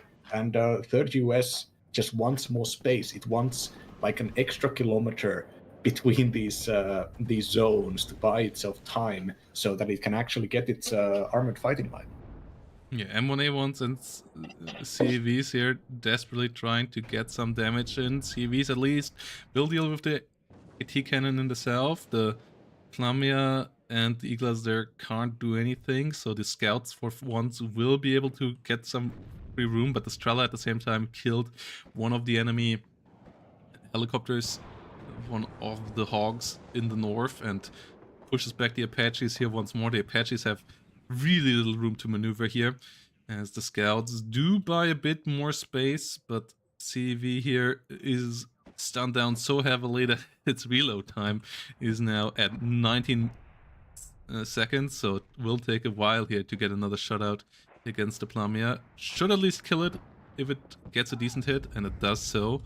The Apaches here pushing in now, trying to get some more work done as well, as the Eagles and the Conquerors here holding the line. Conquerors at least mostly dealt with. Apache finds another good hit in the south, but there are Strelas pushing in, so it needs to get the hell out. Oh, Eagla does get a double hit. Strela does finish the job. Oh no, the next Apache down, and all the kills that you just got just equalized with that one hit, losing the OH scout as well. Like, that's the issue in this matchup. You need to kill 4 or 5 units for every single one of the valuable units you lose, and that's something that you can set up when you have the combined arms to assist your forces, but this is not the spot that we're in here right now for this. F-15 here does get shut down as well, at least takes the Mi-24 with it, but that now means that you lose the air control once more. That would enable the ATGM planes again. We have some Bradleys, we have some M1A1s, and we have a CEV here trying to take back the south. The MP1s on the other side, for sure, the lot weaker ATGM, and a lot weaker vehicle in general. It won't even one-shot the Bradley, but 2 shots does the job anyways, and they do get that. M1A1 here trying to push around, but Dejannikis, we have talked about that. Soviet infantry with the 18-pen rocket launcher is not something that you can just face check. Like against American infantry and West German infantry and Polish infantry. Polish, Belgian, all of them easily. Not Soviets. Not Yeah. Soviet, not Dutch, not French. Yeah, or British with the Law 80 getting into your face, and the East Germans that get the same RPGs as the Soviets, luckily for them as well. So yeah, Bend over here, desperately trying to stabilize this. 1,200 points already up against him. He likely has a good shot of getting the southern zone back under control. P1 goes down here in the south. Nikki moves around. CV just out of range there. In one wave one here, moving in. Oh, Phantom does get shut down as well. Just so many Strellas and Eaglas around on the front line. But he finally clears up the south. He finally gets some units moving. But at the same time, Nikis are just so close to all his spawn roads now. So about to shut all of that down. And he doesn't even have good units to just use against it. Like, he does not have an easy cleanup unit. Maybe some Hawks if he still has some in the deck, but he lost a good amount of his helicopters by now as well. And those Nikki supported by those Stella and the Eaglas so close to his spawn. Like, this is just really, really rough. Yeah, it's you can't see your enemy's infantry unit stats, but if Pro Kommy realized that up north the fire team with 84 does not have any 84 left, the tanks, the vehicles could just move in there and get free kills. Like at this point, that is the only thing holding Pro Kommy away from having the entirety of Bravo secured and fortified. Yeah, the Nikki now on the reinforcement road to Echo. CVs and 2 pivots moving around. That might actually be a formation that could deal with the Nikki, but Pro Kommy is also so setting them up that they for sure are getting side shots. M1A1 here moving around pretty blindly, whilst Conquerors and so on move around as well. CV does realize what's happening and is reacting here. Pivots move in to at least stun down and deal with the Nikki, but losing the CEV there is already bad enough. Strela gets a hit, Strela 1 gets a hit in the F-15 and gets a level up. Yeah, and Bend over now, realizing that he is under real big pressure, is trying to push through the south, but he is between a rock and a hard place there, as his M1A1 has a D44 behind it, the Conqueror's in front of it. He deals with the Conquerors. Now the D44 has line of sight against him. But he hasn't been spotted! Oh, he gets side-shotted! The Scouts just a bit too late. The M1A1 does not have smoke, does get killed there. The Bradley in bad shape as well there in that matchup.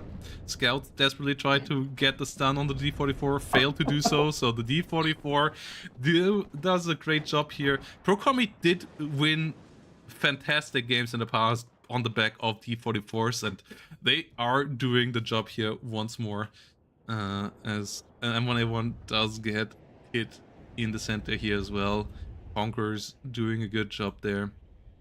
Chaparral trying to move forward. CV pushed back under the Mi-8 rocket fire, and yeah, that was just the last remaining hope here for Bendover. That counter push in the south after breaking through Gulf, but that one D44 just ruining all his hopes here of actually being able to achieve that breakthrough, as his northern side is collapsing as well, so he would have needed a big maneuver warfare victory, and he was denied that. So here we go, GG is called. Bendover will lose game number 2, will get us to a draw, and at least a game number 4 here in this series. So well played by Pro Kommy. Bendover here just not getting the opener that you would have needed to have a shot with 3rd US. Yeah. Once again, you look at the stats. There's an Abrams that got just ruined like a full half a company of troops. There are Bradleys that have gotten a lot of kills here, especially against the BMD2s and BMD1s. There's a CEV just as 8 through weapons teams and infantry, but that's not enough.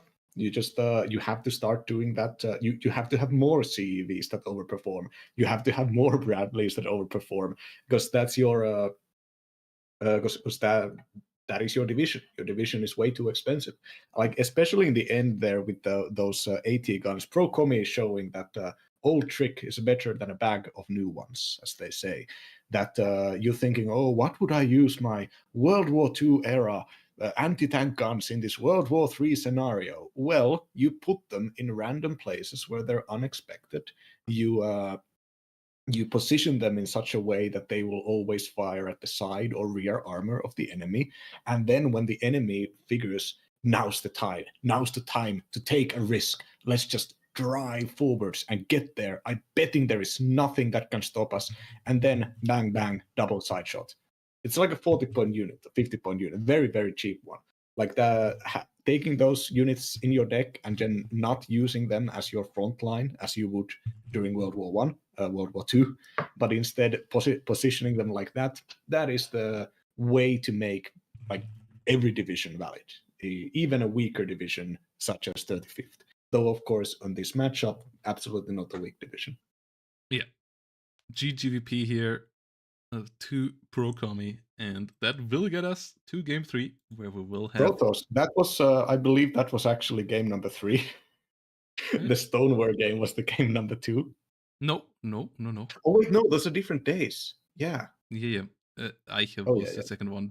Stoneware is game number 3, and that one will be 11th ACAF versus Div1, and that one will be an interesting one as well. 11th ACAF and Div1, two pretty different divisions at once more.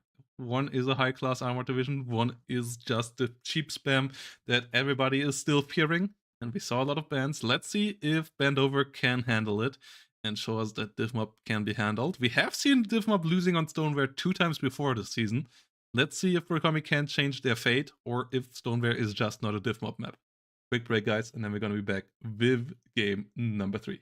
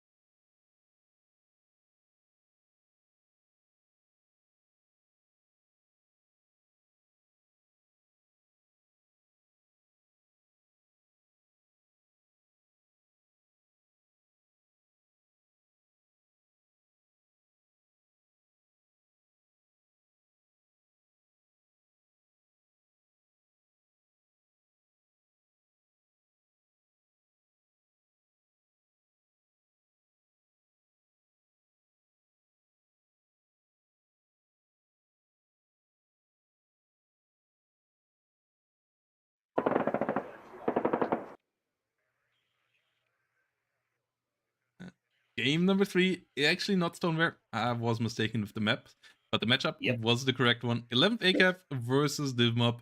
We are on Black Forest. I looked Obviously, Kommy picked map first there, so his second map pick was the third map, and that makes more sense for Div1. That doesn't really make more sense for 11th ACAP, though. Gonna be interesting to see how Bendover is tackling that. He is an expert with that division. His and Fortitude Fence's 11th ACAPs are the two that I hold in the highest regards. And he will face off against Kommy's Div Mob here with some really classic opener here from Kommy. The Paracommando moving around to get the good spaces with their Unimogs, with the Milan, and followed up by a good amount of Iltises here with Milans. Like, this is the annoying gameplay that you want to do with Div1 to set up for the spam play later. But I like Bendover's setup here on the left side, just focusing on the south, playing relatively defensive, but still trying to figure out some positions around Alpha and Charlie, and just likely gonna focusing on feeding Foxtrot into submission and then trying to get into Bravo from an angle where you at least can have an eye on where the enemy HGMs are coming from. Yeah, if you look at Foxtrot, in the northeast of Foxtrot, there's a very crucial set of buildings. And if you can get into this farm here, and you can either have recon out there. If you have recon, you can spot basically the reinforcements moving between Bravo and Delta. So if you have that place and have any kind of units nearby, you can basically force the enemy to unload in Delta. And that is a massive tactical advantage. And also, if you're already coming from that position, you can do a two-pronged attack into Bravo, and that's going to be very difficult for the enemy to actually deal with. Granted, you have to hold Alpha, but holding Alpha isn't that difficult on this map. Now, I'd say that like the ACAV and the heavy ACAV and LRS opener here with the OH-58 anti-air helicopters defending this kind of speak to Bendover wanting to start shooting right at the opener. Once again, American divisions are great in that they have the most amount of machine guns generally. They get the good amounts of high explosive damage, and their infantry gets more machine guns in general than others. So they are just marginally, or even more than marginally, just better in getting that soft attack damage out. So reservist paracommandos or your SDRIBs, those are important targets. Those are the units that are in relatively short supply, whereas, of course, Div1 has these provincial units, these 12-man locked at zero vet reservist units that we're seeing going into, actually interestingly going into the forests next to Charlie, which probably is a good idea because 1v1 a 12-man squad is probably going to win, but under fire support they are very vulnerable, so having them in the forest is not a bad idea. But yeah, I have a feeling that Kommy, as a reservist division player, just wants to cover behind the trees, wants to stay hidden, wants to wait for the M1 Abramses to pass, and then do infantry attacks in the way that we saw in the last game. And in this division here, you don't get BMD2s, but you do get a bunch of older generation American 1950s tanks, and they can kind of do the same purpose outside of carrying ATGMs. And yeah, I am interested in seeing this. I think Kommy probably does want to. Yeah, we're already seeing a deployment going into Alpha. Kommy wants to fight on Alpha because that's the place where 11th Cav cannot use their fire support effectively. That's when they're going to have to start buying infantry and helicopters and air, and all of those are relatively in short supply compared to the massive tank tabs of 11th Horse.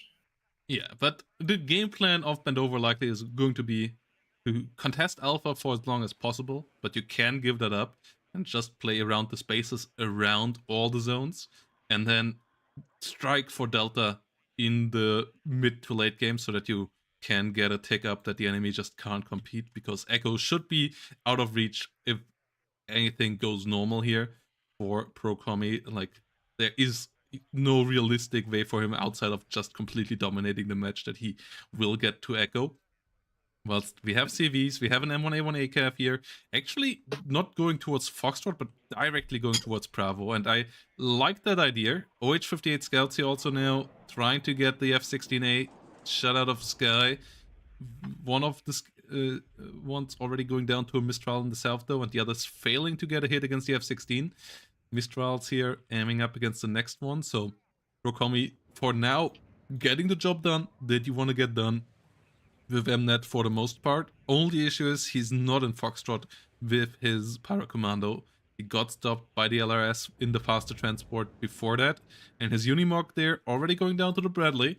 Iltis Milan likely gonna get spotted here as well. The LRS with their GSR, great recon, so you can't ambush that Bradley anymore, not like in the last game.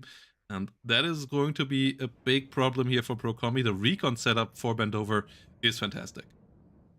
Yeah, the Bendover here kind of is getting into exactly the positions that they wanted. Their very limited infantry advantage is here in the form of the Engineer's Dragon. Engineer's Dragon being 10-man squads and also having shock means that they can contest close range against these Belgian infantry. The reservist paracommandos don't have shock themselves, so they want to keep a nice bit of distance. It's a mediocre unit anyways. You really just want it for that paramog. And oh no, the CEV is coming in, but fortunately a Milan 2 gets a front shot hit against the CEV, so it's at least going to have to stay a little bit further away from the fight. Yeah, engineers assisting here against the Provinciers, against the Power Commandos. We see the Alouette getting shut down by the Ocean, the South at least, as the AGL unit does go down, so Kommy is getting in there, and the M1A1 ACAV there, actually in a bad spot. The Provincier with a Super Bazooka might be able to get the kill. Oh, it's routed! It's routed! Double side shot! No, not triple! Can we get a triple side shot here? Provinciers can get another shutout. They miss here once more. They will try to hunt that down. Dummkopf! one ACAV. The M113 Dragon does go down. MacRaffle Dragon's getting into the fight, and the M1A1 is getting out of there as fast as it can. The Provincier is not able to find the finishing blow, but the M1A1 already being routed is pretty bad here for Bendover, as that now completely compromises his position around Alpha. That Provincier being able to sneak in there is massive, and Bendover at the same time is doing some nice pressure here with his engineered dragons. The dragons good enough to deal with the Unimogs, so they have to get out of dragon range there. Pushing into Bravo, where reinforcements with Provinciers on the way here on the other side. Hog trying to get into a position where it does not get shut down by the Mistral, but can help out against the Provinciers. And yeah, the M1A1 ACAV immediately needs a repair. Supply truck not on the way yet. There are 2 supply trucks in the south, but they are both 40i Hogs. And they are Bendover playing with fire here, with his counter push with the CV and the engineered dragons, but he needs to do that. He needs to put up some pressure there to at least keep the enemy from just completely stacking up on Alpha. Yeah, the SDRA-8, the Epstein operators are under fire by the Hog here, and the Hog has now run out of ammunition when it comes to the missiles, so the Mistral should sooner or later start moving in and getting some hits here. Now, when you're getting into Alpha, as we can see Kommy here kind of practice as I preach, you want to secure the reinforcement roads, north and west. The south is more difficult most of the time, but the north and west entry roads, you just want to have guys there. It doesn't matter if there are still enemies inside the town, as long as you can stop the enemy from unloading in the town. And that's the way to compensate for the fact that you have to travel such a long distance there, and the enemy has, it's very close to the enemy position. And Bendover is kind of scaling into the infantry fight here. We're seeing more engineer dragons, more CEVs, and even a self-propelled howitzer coming in here.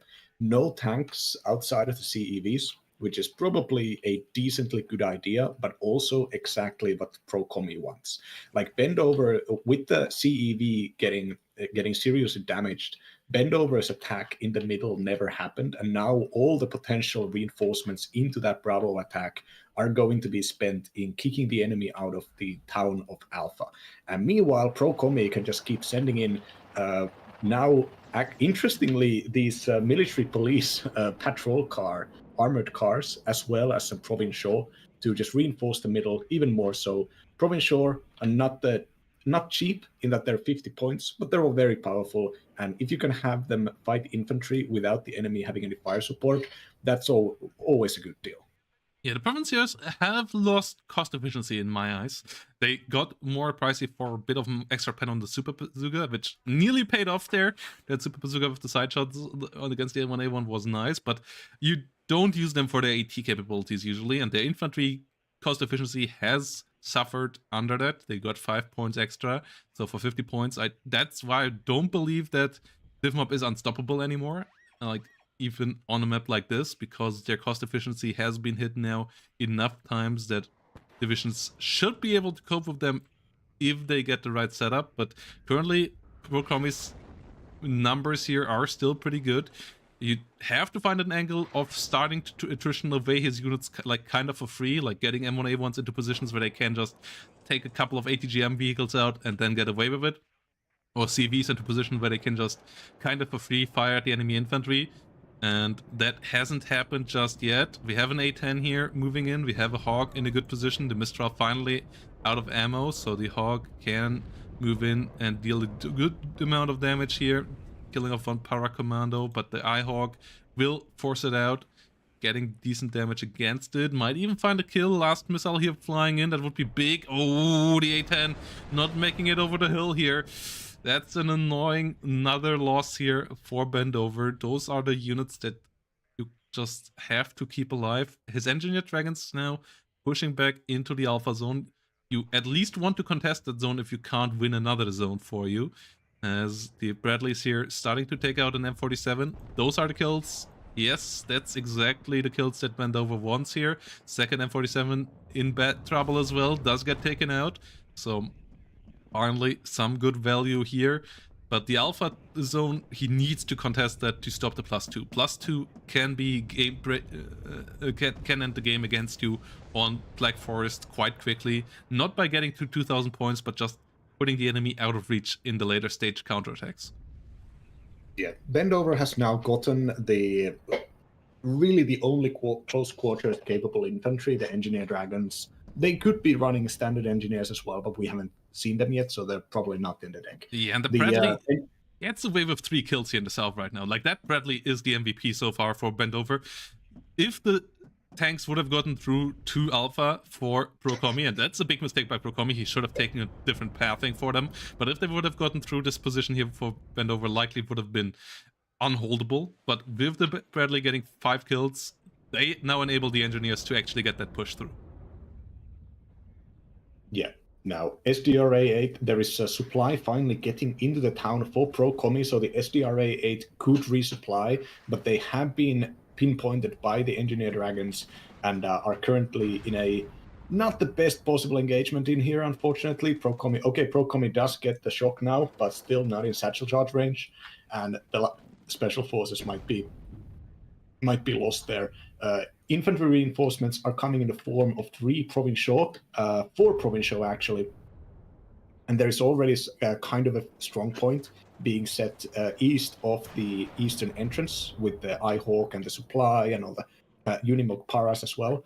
But Pro Kommy still doesn't, in this very moment, have that much maneuverability, largely because they are in a really bad engagement on long ranges against the Sea Knights. And as you said, the Bradley did great damage in here, and the LRS only just now getting spotted next to Bravo. And this is going to be important. Taking that LRS out is going to be key in stopping the loss of forces currently happening. Yeah, and we really see Bendover hasn't lost a unit in 3 minutes now. And that is how you get yourself into a decent spot in this matchup. You have to keep your units alive. Like, that's the only thing you need to do, but it's not an easy thing to achieve. And taking out a power commando here on the side next to that is nice. The LRS here likely going to be the next unit to fall for Bendover. Green Archer dying first. LRS, they're not in this good spot, so will fall here in a second against the 7.6mm MG likely as well. But he did stay alive and get a frontline now in a good way. Loses a M3A2 Bradley here as well, so does have to be careful to not throw all the good work of the last couple of minutes away, where he kept attritioning enemy units bit by bit, ATGM missile by ATGM missile, and did keep his units alive. Loses the Hog now as well, so it might swing around here again.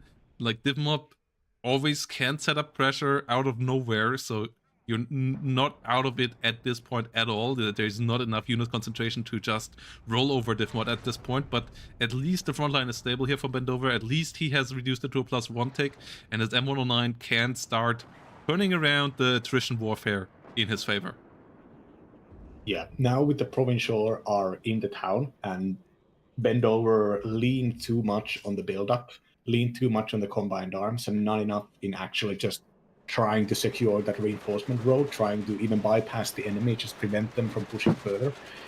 Pro Kommy now has a solid line of reinforcements, pioneers moving in, the even like machine gun squads to keep a hold of that area, give some extra fire support, and 5 JPK-90s. We're seeing the Jack Panthers coming out here for 50 points. Oh, F-16 going too deep as well. LRS does get sniped down, and we were talking about how good that recon setup for Bendover was. It has now been whittled down quite significantly. He is buying new ones. He still has the Bradley and the LRS in the south, but his Green Archers, which are really cheap, great recon optics, vehicles, his LRS across the map, they all have been reduced, and there has been a Provincial now on his road, reinforcement road there. The Engineer Dragons at least are able to get out of there to fight them, and we still have CEVs here moving around, but it's all blue units dying lately.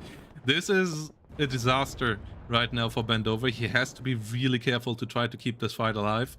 CEV heavily stressed out, disengaging there. Provinciers versus Engineers in a good fight there as well, as the Provinciers and Pioneers do push up north. +1 here going on for Pro Kommy for now, and the more important part right now is that Pro Kommy got kills against key units. We'll find a Stinger here as well.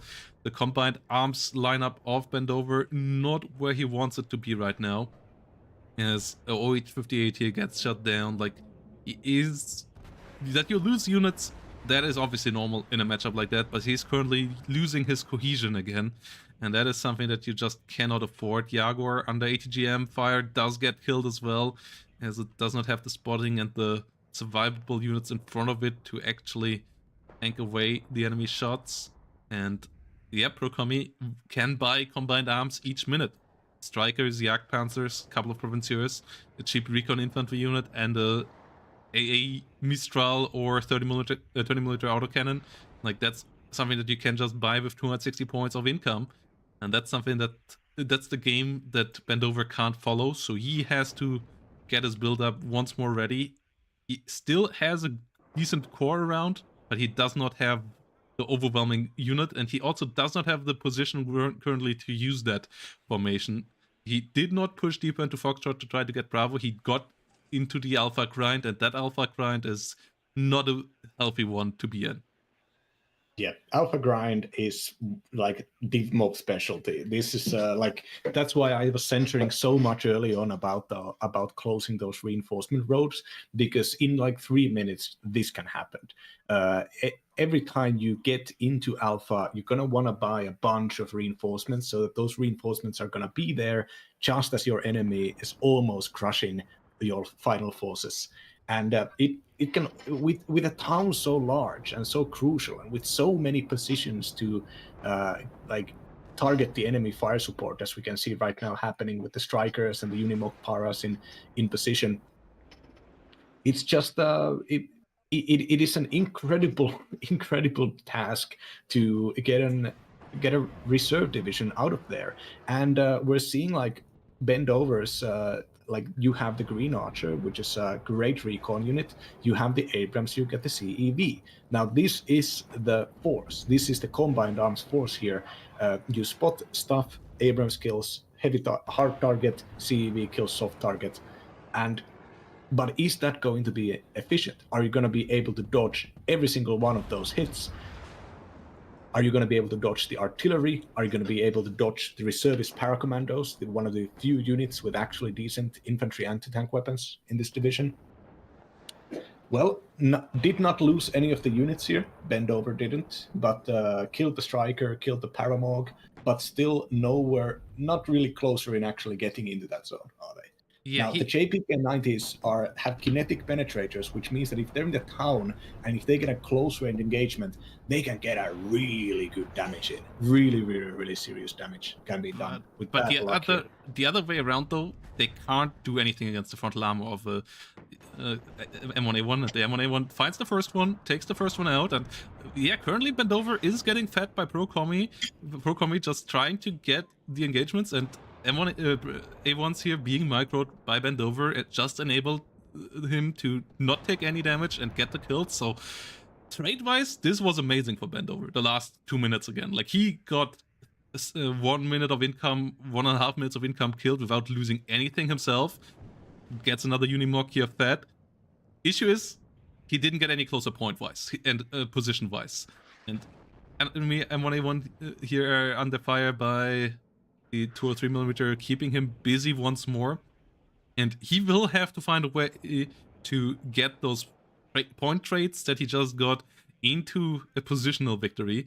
He could swing around, that's 11th ACAV's power, into the south with a quick mechanized swing and just immediately put up some pressure there with the forces that he has on the board.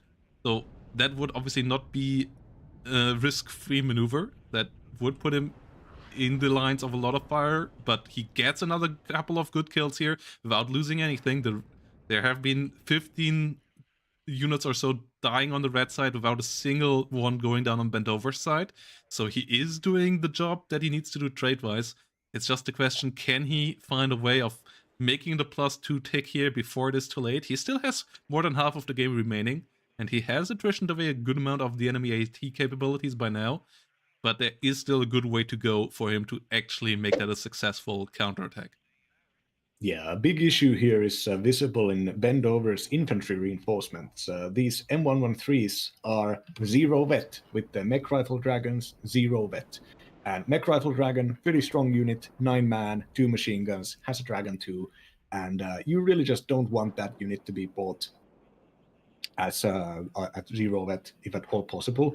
But you only get so many cards, and I think this is the card that you're taking at 0 vet, so that you have literally any sustainability in a long game.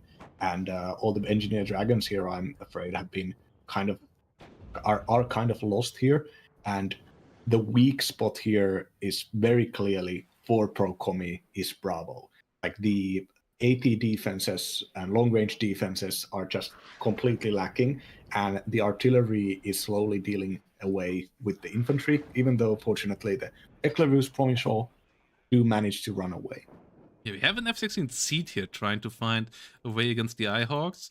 Ihawks currently not being controlled directly by Pro Kommy, I believe, but the F-16 CAA gets hit there, and it's a double Ihawk with Mistrals around it, so sending a seed plane against that still is not going to be easy, as we have a lot of firepower now getting onto that Milan 2.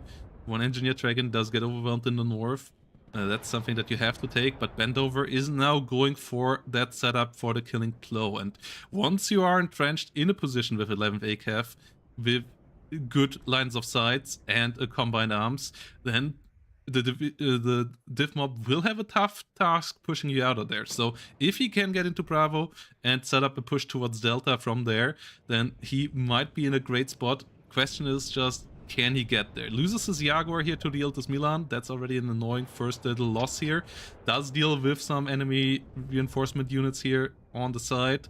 So he is getting some kills for sure. M1A1 ACAV and CEVs here sitting around all of this. Milan 2 does go down, supplied Unimog goes down, M1A1's pushing forward to get a couple more kills here. And all the mech rifle dragons, the Bradleys, all getting into these engagements here. F-16A does not get the cyanide, likely should get killed off here in return. Yes, it does. Alpha Jet going deep here. Ihawks failing to get the kill against the Mirage or the Alpha Jet. Unfortunate there. Seed plane does go down as well, so the air engagements here really unfortunate for Bendover. Loses an M1A1, loses a Bradley there as well. His M1A1 Abrams CV leader is still around to push towards the zone. His Ihawk at least does dodge a bit here now, but the seed missile planes don't get any kills. The Mistrals trying to get a finishing blow, and yeah, one of them does get the kill there. So the A situation here gets worse for Bendover, and he's not going to be able to use his own attack aircraft here against the enemy with the Ihawk management on the side of Pro Kommy with the Mistrals around that. So Bendover's push here has to come from his ground forces, and he only has 2 M1A1s right now around, one of them being a CV. Oh no, 3 of them. One of them being an M1A1 ACAV as well, but that one might just die there. Can he at least get a retaliation? No, his one Ihawk is out of ammo, but the other one does get one more shot. That would be a really key one. F-16 LGB cannot finish the job either. Oh, that Mirage getting out alive is big. The LGB at least does get an Ihawk killed on the other side, but losing an M1A1 ACAV without getting the kill there is big. Cyanide helicopter busy dealing with M47s, pushing against the rear point, trying to just overrun the rear line of Bendover. Totus gets 2 of the M47s, and the autocannon is dealing well with the rest of the units there as well. His CVs and M1A1s here pushing forward. Alpha Jet trying to come in for the kill. Ihawk can get it shut down, but will get bombed and will get killed by the bombs. So another decent trade here for Pro Kommy. M1A1 here desperately defending to the north now against a big wave of vehicles pushing against it from all sides, including a striker. It's overwhelmed from all sides. It does get killed there with the side shot. M1A1 number 3 here now moving around from the flank, but with the situation being what it is now, it has a lot of cut out for it. LRS and the Humvee CV in the center trying to hold the line against the Iltis Milan. M1A1 here at least able to deal with a good couple of the Jagdpanzers. They are not able to deal damage to it right now. Mech Rifle Dragons with the Dragon 2 failing to hit the M47, being forced back. Next Jagdpanzer does go down. So the M1A1 at least doing its job there, as we have another M1A1 being brought up, but there comes another Mirage, and once more the 8A just does not want to hit here. Mirage Cluster does get its bombing run through, and this is not looking good here for the 11th ACAV on the side of Bendover. Yeah. That Ihawk was in a position to cut off its aiming right as the dive happened towards. It was just the Ihawk was in an unfortunate position to kind of covering away from artillery fire. And yeah, now Pro Kommy has transported a 20mm AA gun team into the back line and is actually trying to put it where Bendover has their almost empty units. Oh, there was an M47 trying to ambush an M1A1 leader, at least giving up the information that there is an M1A1 leader coming in. Yeah, the real issue for Bendover is that he didn't shoot down the Mirages. If he would have shot that down, there would still be a hope that an M1A1 push into the rear line could maybe do the job. But without that happening, he has basically no shot at keeping those units alive when they hit the enemy zones. And that's really going to be a big problem, as yeah, 11th ACAV, I don't even know if they traded that badly, but the red side just has a lot more units on the battlefield because they have just a lot cheaper units, and Cyanide just gets shut down by the 20mm cannon now, so that's another unit there going down. M1A1 ACAVs here moving around in numbers, one of them being the CV, just trying to roll over the enemy div mob forces here. Jaguar going after a striker, will not find the hit there, is out of... No, it still has 2 missiles left, okay? But yeah, blue side just has such a small combined arms left. That's the weakness of 11th ACAV. You need quite expensive units to keep your combined arms up, and those have been reduced to a small part of the battlefield now. EDXs and M41s trying to move around, trying to get the M1A1s and Jaguars attacked here. LRS pushing forward, but they are on their own there, trying to hold the line now, but 50 cal fire support against them likely is going to kill them, and the red units just can't swarm at this point to continuously keep up pressure without really having to worry all that much about the KD anymore.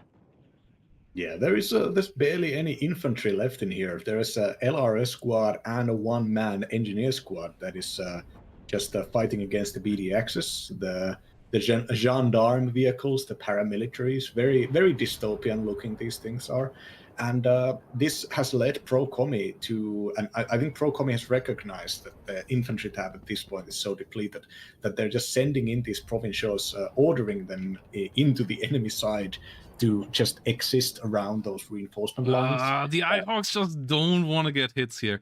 Mirage once more, it gets at least pushed out, but does not get killed. F-16AA and LGBs here moving around. The Provinciers just eating M1A1 fire, whilst an M1A1 is trying to move around. No, the Ihawk does get killed by the Striker.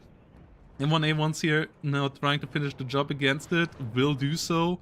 LGB will move around to kill a Provincier in vehicle, will get hit by the enemy and will get shut down there as well. A10 moves around to clear up some more kills, like a lot of red units dying, but that one LGB bomber once more kind of paying for a lot of this. A good amount of M47s here went down.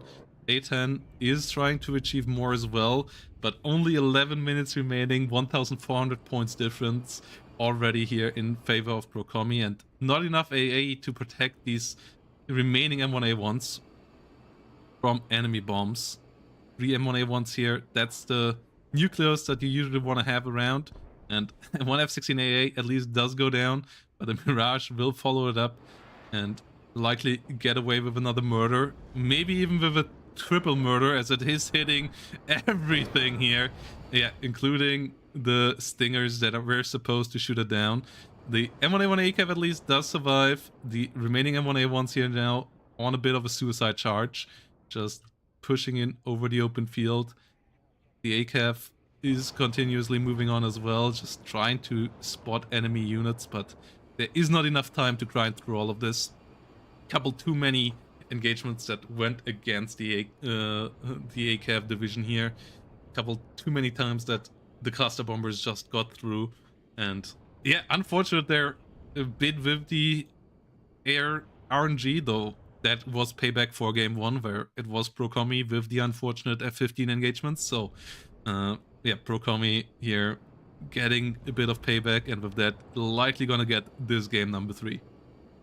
Yeah, if like how many cluster M1 Abrams kills even happened during this game? Like if there was just 3 more Abramses here, like the situation would be completely different, even with 10 minutes left.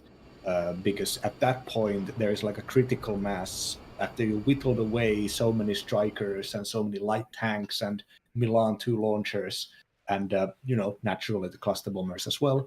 But the requirement to keep buying these M1A1s is shown here with how few units are on board. Like they are your fighting line. You need to have them. If you lose them, you need to buy more of them. And Pro Kommy has abused this fact by getting like 4 infantry squads just walking into the enemy spawn, because they know that there is no way that anybody can hold this with the division that Bendover has right now. Ooh, Jagdpanzer getting a side shot here against the M1A1. And yeah, he's now starting to overwhelm the 11th ACAV. I mean, 11th ACAV is really the opposite of Div1. So yeah, the way that Pro Kommy is winning here is the way that you can win against the 11th ACAV. You need to stop them from getting their like Exodia ready to beat you, and he was able to keep that away. Even now, Bendover is still able to get into the rear zone. And like if the 11th ACAV is able to get its Exodia onto the battlefield, assemble all parts, then you are just in dire need. So you have to try to attrition away them, and Bendover just not quite dealing with the alpha push the right way. He did play a good bit of it, the fight there, but not all of it, and just a couple of times lost 1 or 2 units too many. And yeah, the way you have to beat a spam division like Div1 is by creating overwhelming firepower and quality that they can't keep up with, and that's not what Bendover was able to do here. +2 won't be good enough. He would need more than that, and he does not have anything to get into another spot. Ilta's PC here even going for the rear zone now, as 11th ACAP is getting pushed out of this. Dismounted troopers trying to get into the zone. Provincias holding the line against it though. First one does go down. Second one under fire here as well. Mirage Cluster coming in for the kill against the M1A1 and finding it there. Yeah, I mean, yeah, the unfortunate engagements against the Mirages, they're not helping. But even before that, he was in a bit of a tough spot, and seems like Div1 absolutely still got it on this map. Yeah, Mirage upvetted itself so many kills. Yesterday we had an example, good examples of games where people are kind of locked into that permanent build-up of just never feeling like they have the correct unit composition to actually fight. And in this game, especially in the early to mid game, we kind of saw the opposite with Bendover basically attacking right as they filled the technical minimum requirements of a combined arms force. So recon vehicle, Abrams, CEV. And that's when they started attacking. But the issue is that Div1 just has the potential. They can do this like 3 or 4 times at least, where they just quickly put all of the ATGMs around the place, and they slow you down enough with these 12-man provincial squads that you are going to be forced into unpleasant engagements. And even if, like we saw Bendover's units do, even if your units trade up, not getting those tactical victories on the ground means that the enemy can also keep on buying stuff. And some of that stuff is cluster bombers. And I'm not saying that Bendover would have won this had they waited on for a little bit more. I'd say their like immediate like reaction to the town fight should have been just a little bit more aggressive. But of course, that is because we as casters understood that that was the moment when the Belgians were the weakest.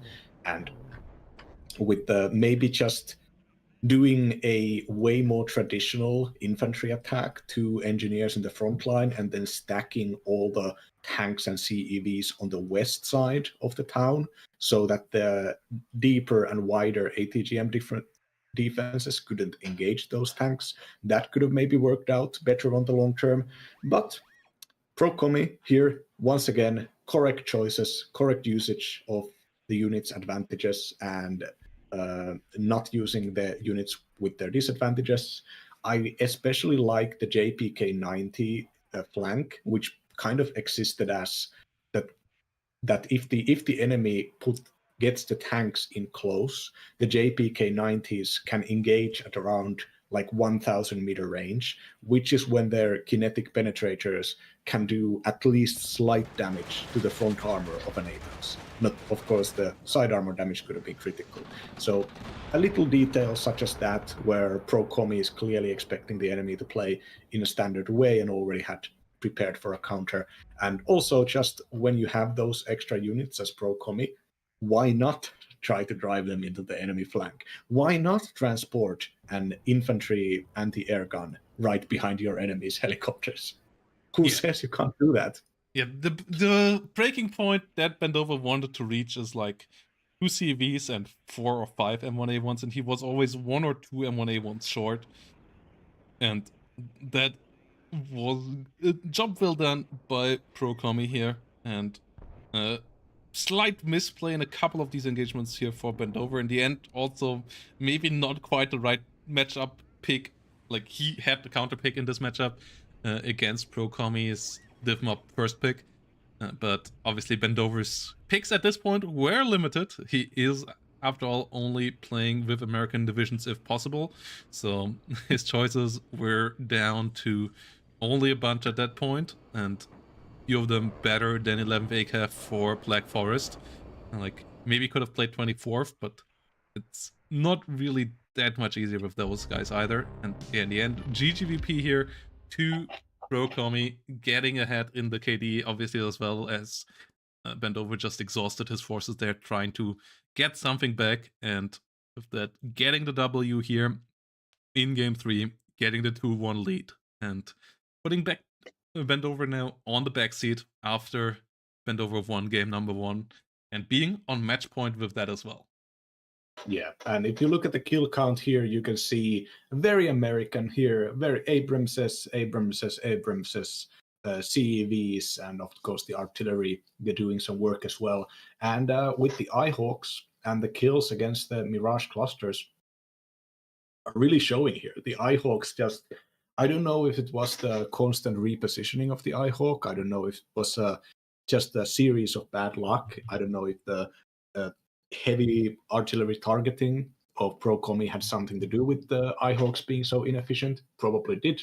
But anyways, the iHawks did not function, and the planes were not invulnerable to the best infantry carried AT weapon in the game, which is the Mistral, of course. And I'd say if had Bendover chosen 24th here, I think the loss would have been even more severe, because the Paramistral opener prevents the enemy from doing heli attacks in the opener. The Unimog Paras would have been quite effective early on in the game against Bradleys, I have a feeling. And this the larger infantry tabs of 24th would have absolutely been worthwhile. But I think Pro Kommy would have probably just abused the opener advantage so much that the end stages wouldn't have necessarily looked too different. Though I will say that just the standard M1 National Guards M1 tanks that are significantly cheaper than the M1A1s, they could have gotten to the critical mass of tanks way earlier. So that could have been an advantage. And yeah, GGVP here to both players, as we will go to map number 4, which will bring us to Stoneware now for real. And there we're gonna have an interesting matchup with 11th ACAF versus 27th Guards. So Bendover bringing around the new American Armored Division against Pro Kommy's trademark division at that point, I would say. Like 27th, we have basically seen it in every best of 5 and most best of 3s where it was available for him by now. And he is really, really good with that division. But Bendover, what we have seen on him on divisions like First ACAF has been really impressive as well. So on Stoneware, this should be an absolutely exciting match. Quick break, guys, and then we're going to be back with map number 4 between Bendover and Pro Kommy.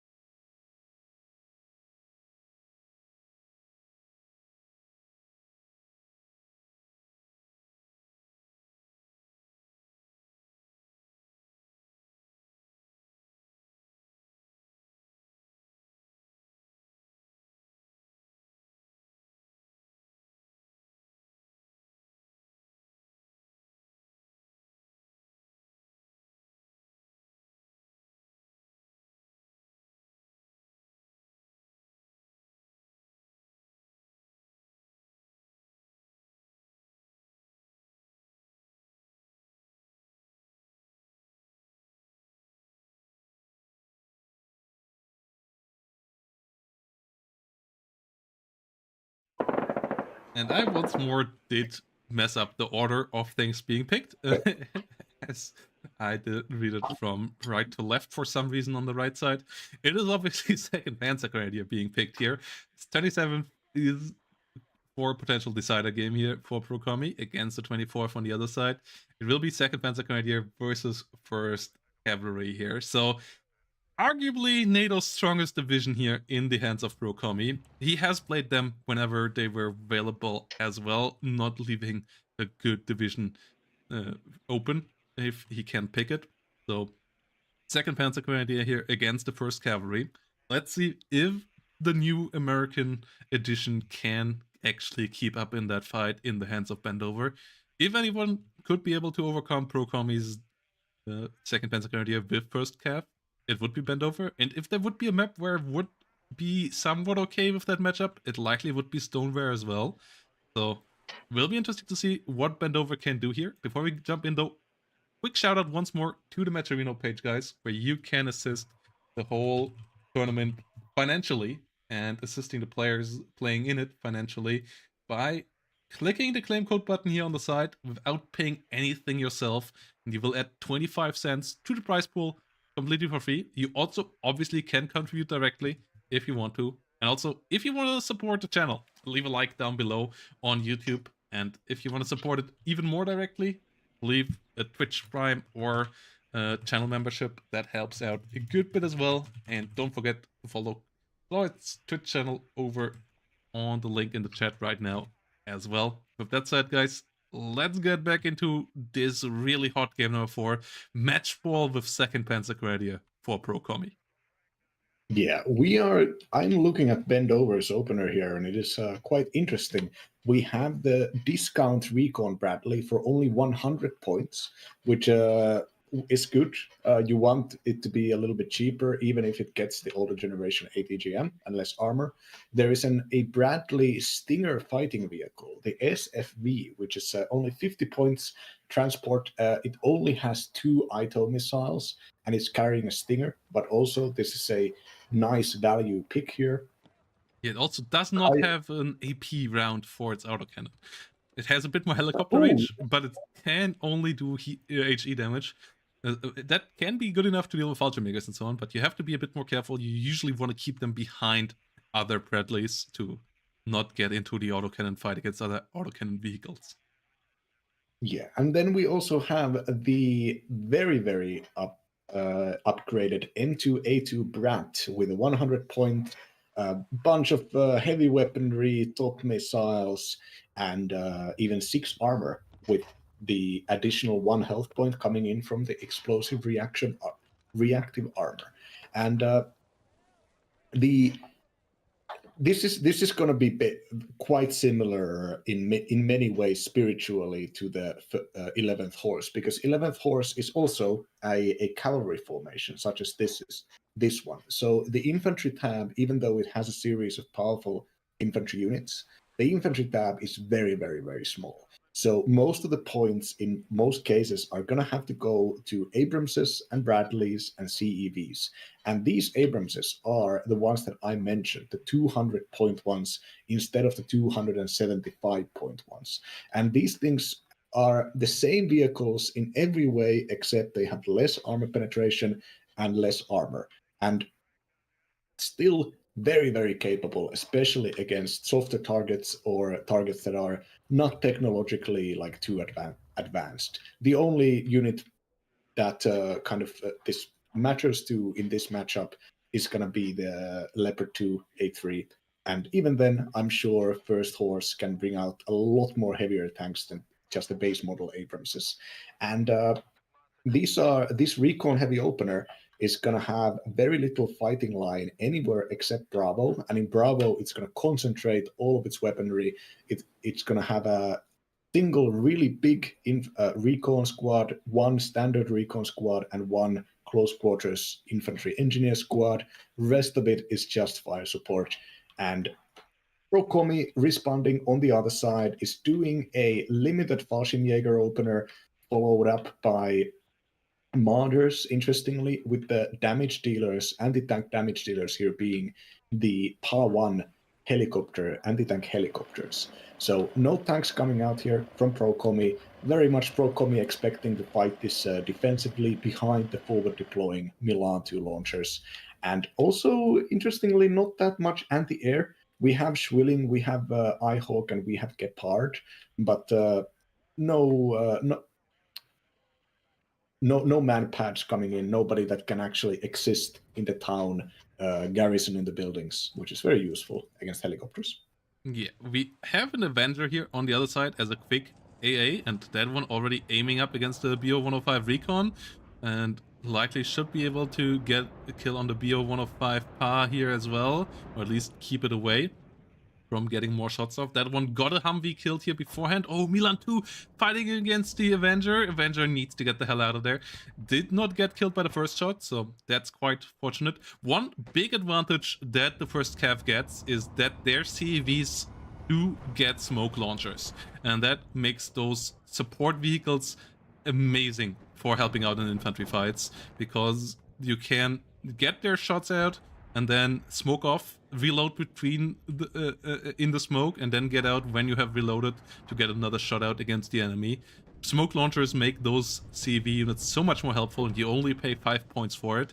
The Milan 2, though, getting a hit against the M1 Abrams here, reducing the capabilities of that unit by a significant amount. Martyrs here now against the Brad and the M1A1 should still lose out in that matchup, but the M1A1 has to be a bit more careful. Finds the first Martyr, finds the Milan 2, so far Bendover is getting the kills that he wants to get, but not quite being in a position where he wants to be, as Bravo for now is in the hands of the Vulture Makers, but he is doing a good job trying to push through. Oh, Harrier Rocket is coming in here. Could get, without the smoke, could get the CEV, but actually is turning away. Probably wants to get the Aero Scouts or the M1A1! And the M1 gets killed off by the Vulture Makers. Panzer Grenadiers and Vulture Makers all go down there. Avengers will, together with the Stingers, push back the Harrier. Not get a kill on it, but at least push it back. But the South is in disarray here. Lux and Panzer Grenadiers pushing hard against it. Stinger team disengaging away. But in the north, with the M1 loss, the situation of Bendover is not amazing, but everything else here is going well for him up north. He has dealt with most of the infantry, he has kept an M2A2 and the CV around, whilst killing all the enemy ATGM units up there, and he is starting to push through decently well. So now the Leo 2A3 arrives, and that's where he has to be careful how he takes that on. He can't afford to take any significant amount of losses against that, but he has a TOW2, he has the Brad, so he has units that can deal with that Leo 2A3 if it gets into a bad position for Pro Kommy as well.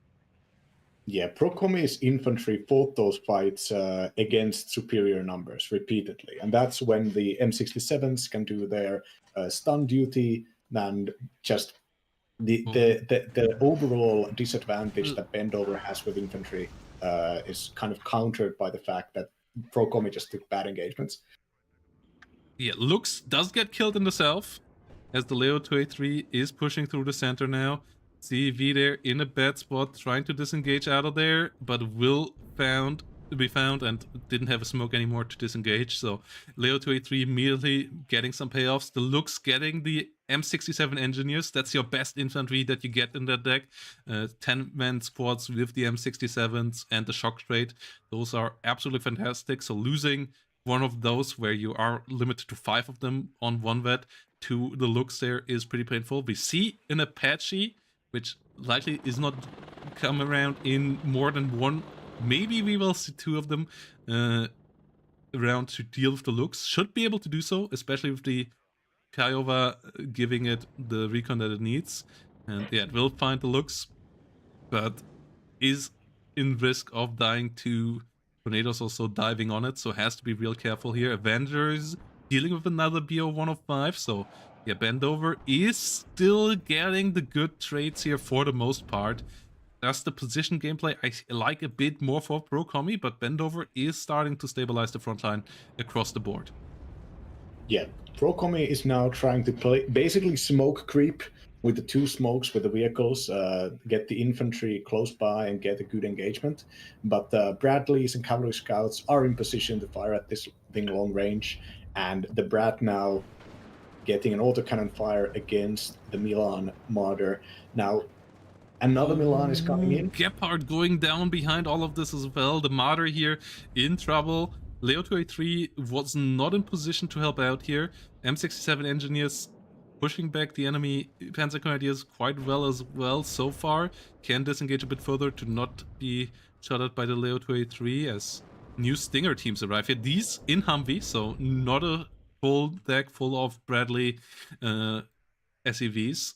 One card of the Stingers comes in normal Humvees, but we see more recon units now trying to assist the South. Bend over, recognizing that maybe Kommy did overextend a bit with his forces there. Ooh, iHawk gets a shot out against the Apache, so the Apache has to disengage there, but another Striker goes down, another Panzer Grenadier goes down.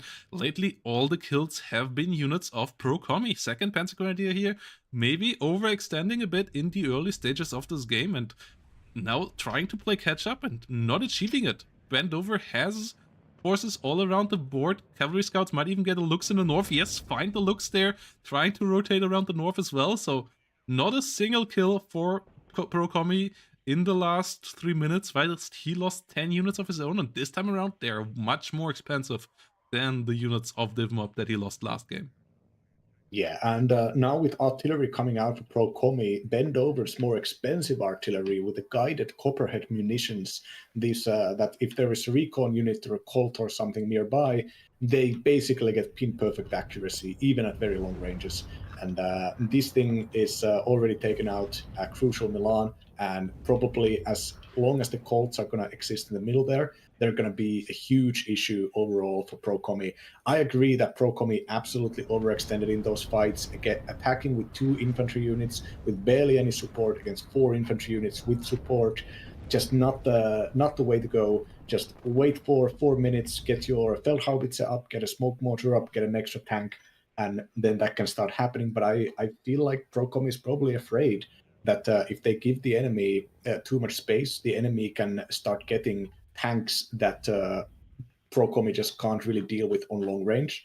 Maybe Kommy wants to wait until he also has the air power and the artillery to support that air power. Those Avengers are pretty expensive, 95-point units with the Stingers. And the Stingers are, of course, quite dangerous, but they are also soft targets. Ooh, Harrier, though, going way too deep there, flying in through 3 Avengers and 2 Stingers, so immediately gets shut down. I'm surprised we see the Harriers in this matchup at all, instead of just seeing the Tornado high-altitude bombers that the Avenger and Stingers have a hard time even getting any shots against.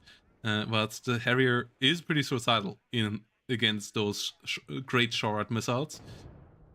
Whilst the Copperhead here tries to find more targets, and yeah, Bendover has not lost a unit now in 4 minutes and counting, and is still getting one small unit after another here. Might now lose his TOW 2A there, but he soon will be able to get more Abrams onto the battlefield. Has one normal one and the first of the MOD, which just outclasses the Leo 2A3s on the other side, having one more frontal armor, having one more pen than the German tank on the other side of it.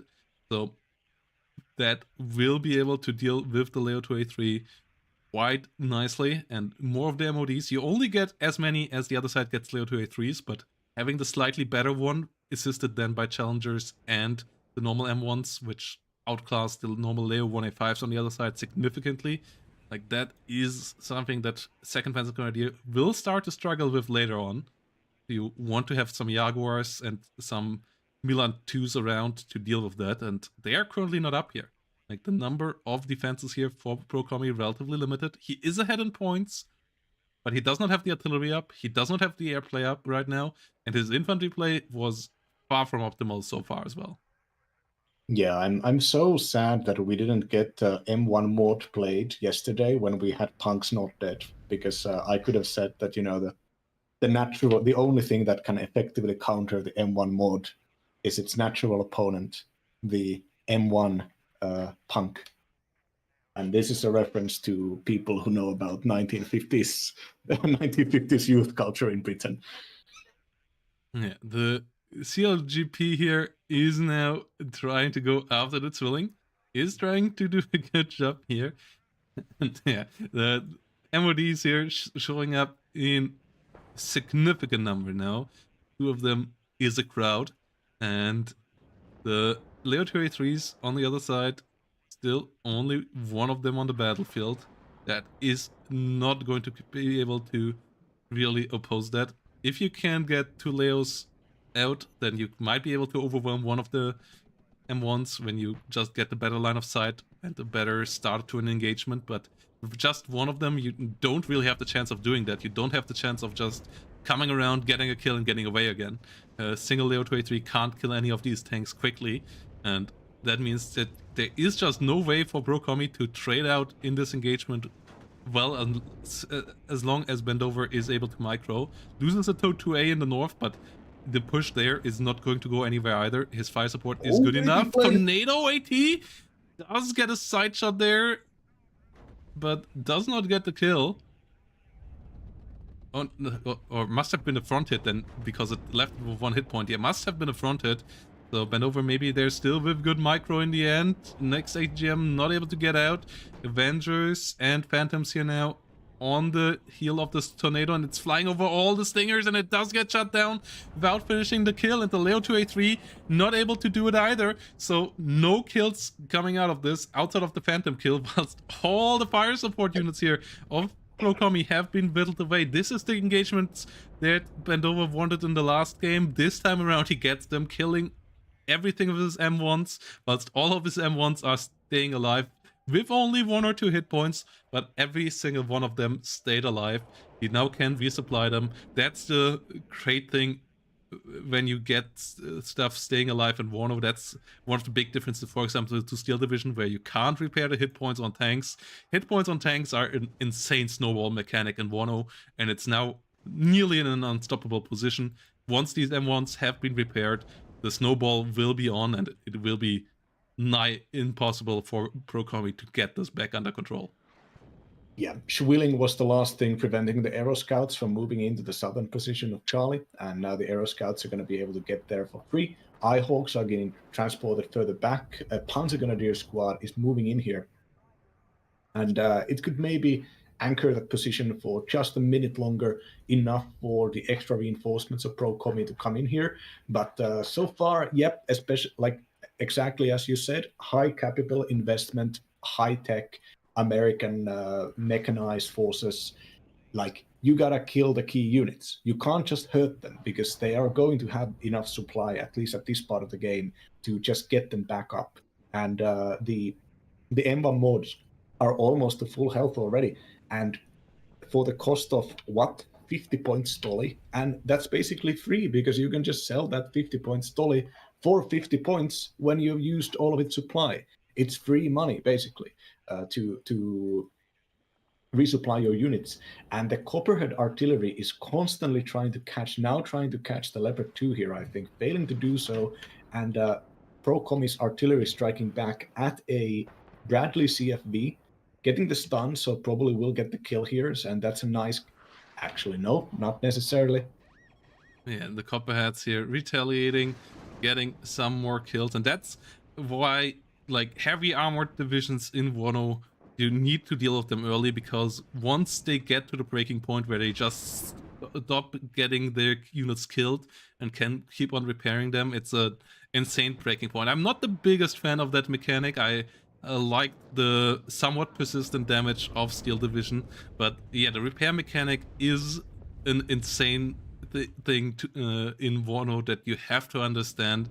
It is what makes or breaks most games. If you can kill enemy units, then they are gone. If you don't kill them and they can repair, then it's just nearly as if you wouldn't have touched them at all. So you need to get something onto the battlefield that can finish off enemy units, and Kommy was not able to do that. He was never able to get enough units onto the battlefield to reliably get kills here, whilst Bendover's forces were getting one kill after another, and that just is snowballing the game completely out of control here. The M1 MOD here potentially escaping once more with 1 hit point. No, this time around at least one of them will get finished off here, overextending a bit too far. but there are 2 more behind it. There is an M1 here as well. The artillery keeps on firing. A lot of red units here still dying in all of this fire, as there's just way too much firepower that can blow up Kommy's units in quick succession. He at least kept the Leo 2A3 alive. That is his lifeline here. But not having a second Leo 2A3 in this fight here really just keeps him under the threshold. Oh no, it's 2 of them actually at this point. I'm sorry, but they lose Martyrs, they lose Panzer Grenadiers around them, so their wiggling room here is still really limited. Next Panzer Grenadier under fire by an M1 MOD, and that one likely gonna just get whittled down as well. Yeah, this is like Kommy kind of needs to attack this now, needs to get like 2 tank kills at the minimum right now to try to get back into this. I'm just thinking about what a horrible mistake that like infantry attack was right after losing that town.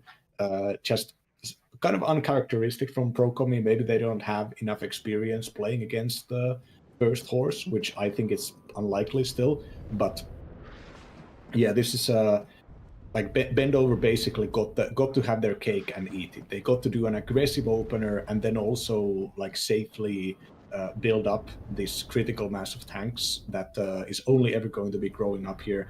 The CLGP, the extra artillery, the Apache to kill any Leos that try to do a breakthrough. Apaches and helicopters in general, some of the greatest defensive units in the game, because they can just hide behind the buildings or forests, and then you can quickly move them under cover of your AA, as we're seeing right now, to do some crucial damage when necessary. And all you need to do there is just micro and use your hotkeys. And as you said about the like resupplying your units being basically cheating in this game, even on very low levels. If you're playing on the level of buying 4 infantry squads and attacking with them, and then buying another 4 infantry squad and attacking with them, grinding all of this, you just, when your units are like at 3 health or 1 health, just run them back.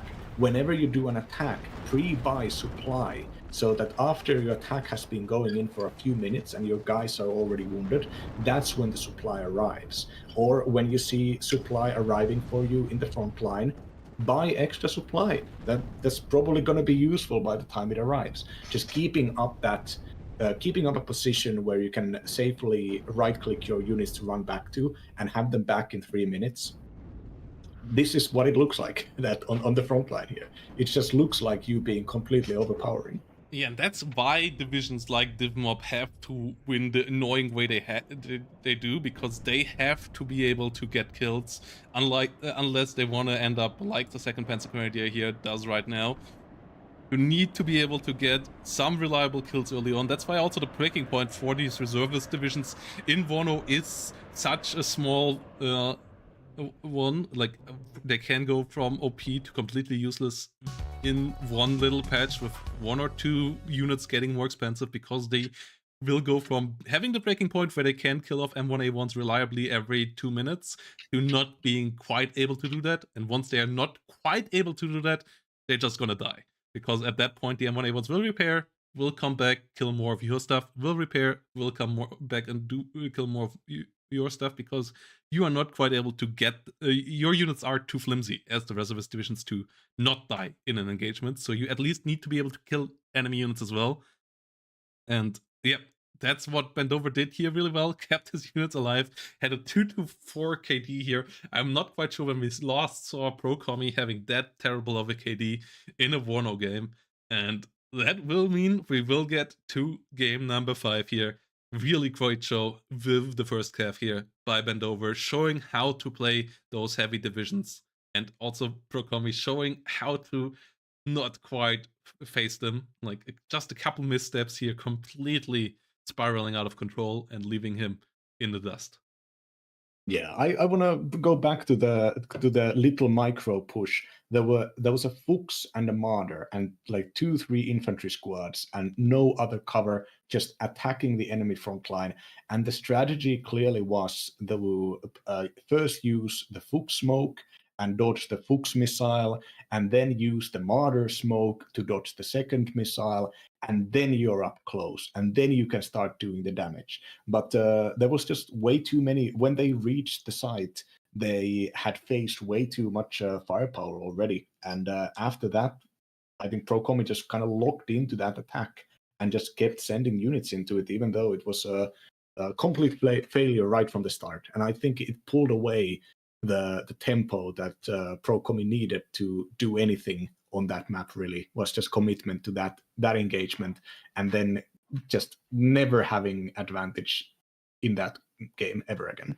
Yeah, and the deciding game here will be on Airport, a map that Pro Kommy knows quite well. He has been successful on in the past, and he will be facing another American division, and has bent over bringing around 24th, an OG American division here, the real Bradley division in my eyes. Like a lot of people were like talking about, oh yeah, first cavalry, oh yeah, it's so fancy, it has the Brad, but the 24th is the working man's Bradley division. It brings a lot of them. It brings the National Guard one on a discount.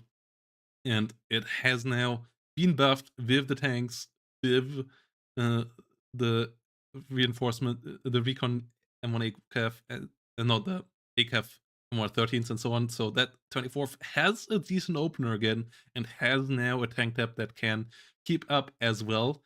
And it will be interesting to see how that will go against the trademark Pro Kommy division here. 27th guards, Motostralki moving in for Pro Kommy. So it goes all the way here. Game number 5, decider game, everything on the line here. Tournament live for both players, and it should be an absolutely exciting one.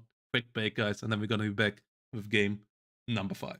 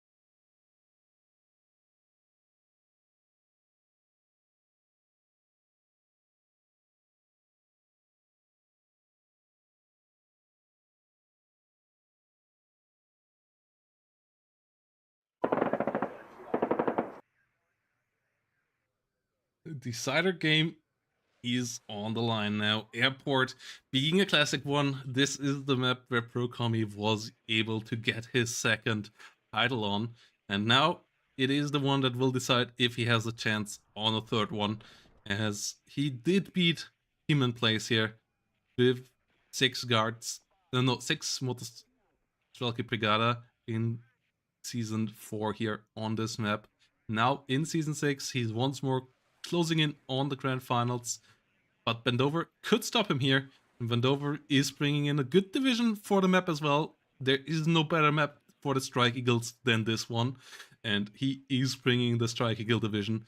24th US Infantry here, moving in on the left, on the right side, Pro Kommy moving in with the 27th, and yeah, once more, a small room of breathing here. So if you have the time, guys, leave a like down below. Consider subscribing if you want to see more WARNO League content in the future. And yeah, leave a comment down below with any tips or tricks that you have as well, and anything that you would want to see from this tournament series in the future. And yeah, let's get into this grand final. Deployments seem to be quite set as well already, and bend over here, bringing around all the buff tanks. National Guard M1 next to an M1 IP. This should be pretty hot. Yeah, 24th and 27th are cousin divisions. They were, fun fact, the first DLC in this game. They were free DLC, part of the early access pack. And they basically, the 27th is the Soviet prototype division. That's the next generation model for the Soviet army. Basically, if Gorbachev had managed to do the reform, had the Soviets not spent all of their foreign capital in importing grain, when you're literally the Soviet Union, they could have maybe achieved 27 status for all of their divisions. But right here, we only got the one. And 24th Infantry Division is the opposite. It is the original low-tech American division. Now we, of course, have even lower tech divisions, but 24th in real life crucially destroyed Saddam's flank in Operation Desert Storm, and they did not run with National Guards units back in Desert Storm because they figured that they were not up to snuff. But up here, we get National Guards Abramses, we get National Guards Bradleys, and we get National Guards Infantry. And none of this can be brought out at Veterancy 1. All of it is Veterancy 0. But especially when it comes to like building firepower behind your infantry, so fire support, having the numbers of the cheaper National Guards Bradleys is an excellent tool. The National Guard's infantry fire teams, even though they are reservists, they run 2 machine guns, which is quite a lot for like 6-man squads. 2 medium machine guns even. And with the good fundamentals, the ability to sacrifice units, which is not something you have with a lot of American divisions, great air tab, and just overall not really lacking anything except Eyehawks. The 24th is one of my favorite divisions. I haven't played in a long time because there's a bunch of new ones I want to try out, but their main crucial weakness here is going to be that 27th, the Soviet division, gets a lot of T-80s. They get T-80s and they get BMP-3s. BMP-3s will win against Bradleys and other vehicles, other missile vehicles on long ranges, 1v1, because the BMP-3 missile is larger. And the 120 millimeter cannon of the T-80 is also more powerful than the weaponry in the M1 IPs, which is the strongest tank that 24th brings.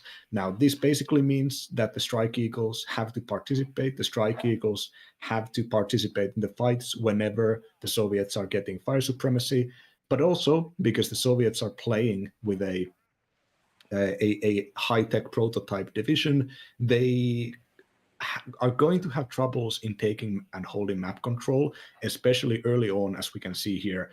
The air defenses for Bendover are held by these OH-58s, which are a great resource. And Kommy only has 3 infantry units here outside of the recon, and all of these are in up-vetted BMP-3s. So Kommy here is going to play a very serious, very micro-heavy game, I feel like, opening with the Hyacinth artillery here, basically saying that, yeah, this is going to have to be about efficiency until my tank force is on the board. Yeah, he's already aiming for the enemy tower. The tower will be deployed into by an Ito here in a second. The Hyacinth not holding fire though, so the Ito might realize that, who gets hit but not killed, likely able to disengage out of there and survive. We have a Conquerors in 2 buildings here, 2 towers deployed with Conquerors inside, but we have a CEV, we have 2 M1A1s. That is something that Bendover should be able to break through. And the BMP-3s, they want a T-80BV in front of them to perform in optimal performance so that nothing can get close enough and they can use their long-range ATGMs, and they don't have that T-80 up just yet. More BMP-3s arriving. You can fight the enemy with them as well, but you can't hold the enemy off if they micro well for the whole game. Oh, National Guard! M1 does eat a side shot, does go down 2-3 hit points. That's the disadvantage of the BMP-3. Conquerors or Bradley with a tow would have dealt more damage there with that side shot, but it's still obviously crucial damage that you can't just ignore here. as the M1 IP is pushing in onto the first BMP3. First one of them is getting hurt here. Itos in good positions, sitting around. First, Bradley, the BMP3 does go down. Conquers aiming for the CEV. CEV here not in a position to shoot back just yet, as the military police patrols pushing forward, but none of the key units have gone down for Bendover just yet. He can eat Conquerors and the missiles of the BMP3s, the Bastion missiles, for a while without dying with his M1 IP, the 18 frontal armor there, giving him good survivability, and that's his advantage in the early game here until T-80BVs show up, and there is not a single one of them on the battlefield just yet. Yeah, Mi-24V has 8 Kokon missiles, which have the same range as the BMP-3's Bastion, but the same damage as the Conquerors. So these will also be a nice break for the enemy mechanized advance. So far, Bendover seems to have captured the enemy tower, but those military police units don't have anti-tank weapons. So if the BMP-3 just gets in close, it could, and as we can see right now, can unload its high-tech autocannon, its 100mm soft attack gun, and its 3 medium machine guns, all of which can just keep firing. So the military police understands this and figures discretion is the better part of valor here, and relinquishes that tower area. Meanwhile, Kommy does have good recon around because of the Spetsnaz in the town here. Spetsnaz being a GSR unit, of course, gets amazing recon, and so many little spaces where people put their supply and their tanks and their Ihawks that they forget are spottable via these towers on long ranges. Which is also why the early Hyacinth buy it's probably going to be a good deal, good idea on the long term. Yeah, military police here though keeps on moving. Bendover realizing that he has to keep his units agile, not letting them get hit by that artillery piece. But the echo push here of Kommy is looking really, really dangerous for Bendover. He can push that back if his M1A1s get good recon around them and get fully repaired here in time. He is moving around 2 Stingers. He can't go after the Mi-24V with his OHs because the Taurs have 3,000 meter range and the helicopter range, so you can't use the OHs aggressively in this matchup at all. But Itos here, with good line of sights, going after the MTLBU, failing to get the kill there. The MP3s have to be careful here across the board. 3 Bradleys with Fireteam Laws moving around in the northern part of this as OHs rotate around the flank. First T-80BV finally has arrived. And yeah, Stinger teams here only now arriving on the front line. The Motostrelki RPG-27 find a kill against the first Bradley. Second Bradley there, just slightly out of range. So the Motostrelki is likely going to go down there, but the Ito in the turret, in the tower, goes down to the Hyacinth here. One of the Bradleys being down is annoying here as well. The Fireteam Laws at least should be able to retaliate there. Yeah, first Motostrelki does go down. Ito moving around as well, but there is a Conquerors on the other side. So situation here still is critical for Bendover. He is getting ticked against in a matchup where he has the slightly lighter division. That's never where you want to be. But he for sure has still some aces up his sleeve as well, like the National Guard Apache and like the Strike Eagle that could come around later. 150 here, moving around. Apache is getting into the fight here as well. Fireteam Law under fire. BMP3 number 1 does go down. As the 80BV here does get hurt pretty badly. Oh, M1s smell blood. Do push forward. Have to be careful with all the Motostrelkis around, with the BMP3s around. But they could find some damage here. M1 IP gets overwhelmed, the ADBVs disengaging as the BMP3 and the Mi-24 get into the battle here as well. Stinger is trying to fight back, not able to get any shots on target yet. OH can't push because the Tor is still around here as well. Ito not able to find a kill against those. Igla team does go down, BMP3 team goes down, but the OH just get killed by the Tor or the Igla there just in time. And the T-80BV does survive, second one can follow, Both sides here taking significant losses throughout this fight. Tor does go down to the Strike Eagle. Okay, first important kill there. MiG-29, can it retaliate? It cannot. So the Strike Eagle finds its first big victim as the BMP-3s fighting against the Bradleys, and the TDV here does get pushed back by the Abrams once more without finding a kill against the enemy Abrams yet either. Yeah, supply situation for Pro Kommy is pretty bad right now. Both of the tanks are going to be repaired by this single half-strength MTLB, and with no extra supply coming in. Currently, the attack of Bendover happening in the middle here, it's gonna have to deal with the fact that there is a Conquerors watching it, but even these Conquerors, down to its last missile. The Mi-24V is going to be able to do some long-range damage theoretically, but also if it gets anywhere near too close, the Stingers could tag it, and the OH-58Cs would happily go and get the kill. And just now, Bendover is buying more artillery. So Bendover is just committing into this current situation, and probably is correct in that there are enough forces on the ground to keep pushing forwards. Especially with the T-80s having now the supply already having been depleted for the T-80s. Yeah, Mi-24 now retaliating here. No AA there around to deal with them, which is pretty annoying. We have an M109 now moving onto the battlefield. We have more Stinger teams. That is the more crucial reinforcement right now, as we currently only have one OH and one Stinger to keep the Mi-24 from bullying. And that is annoying. That Mi-24 is really well used from Pro Kommy. If that Mi-24 would not have been around, Pro Kommy would have lost a lot of his BMP-3s and Conquerors already, because the M1s could have just gone on a killing spree a couple of times already.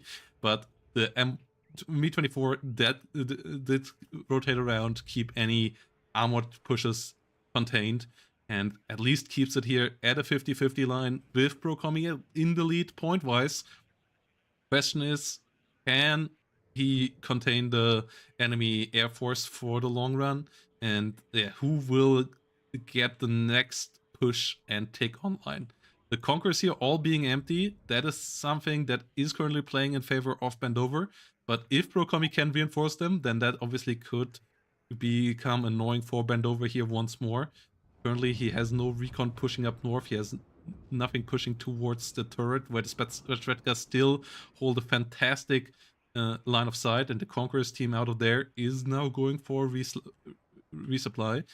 So situation here for Pro Kommy still developing decently. Krat here now coming in with a rocket barrage against M1s and the CVs. CV does survive there, just barely.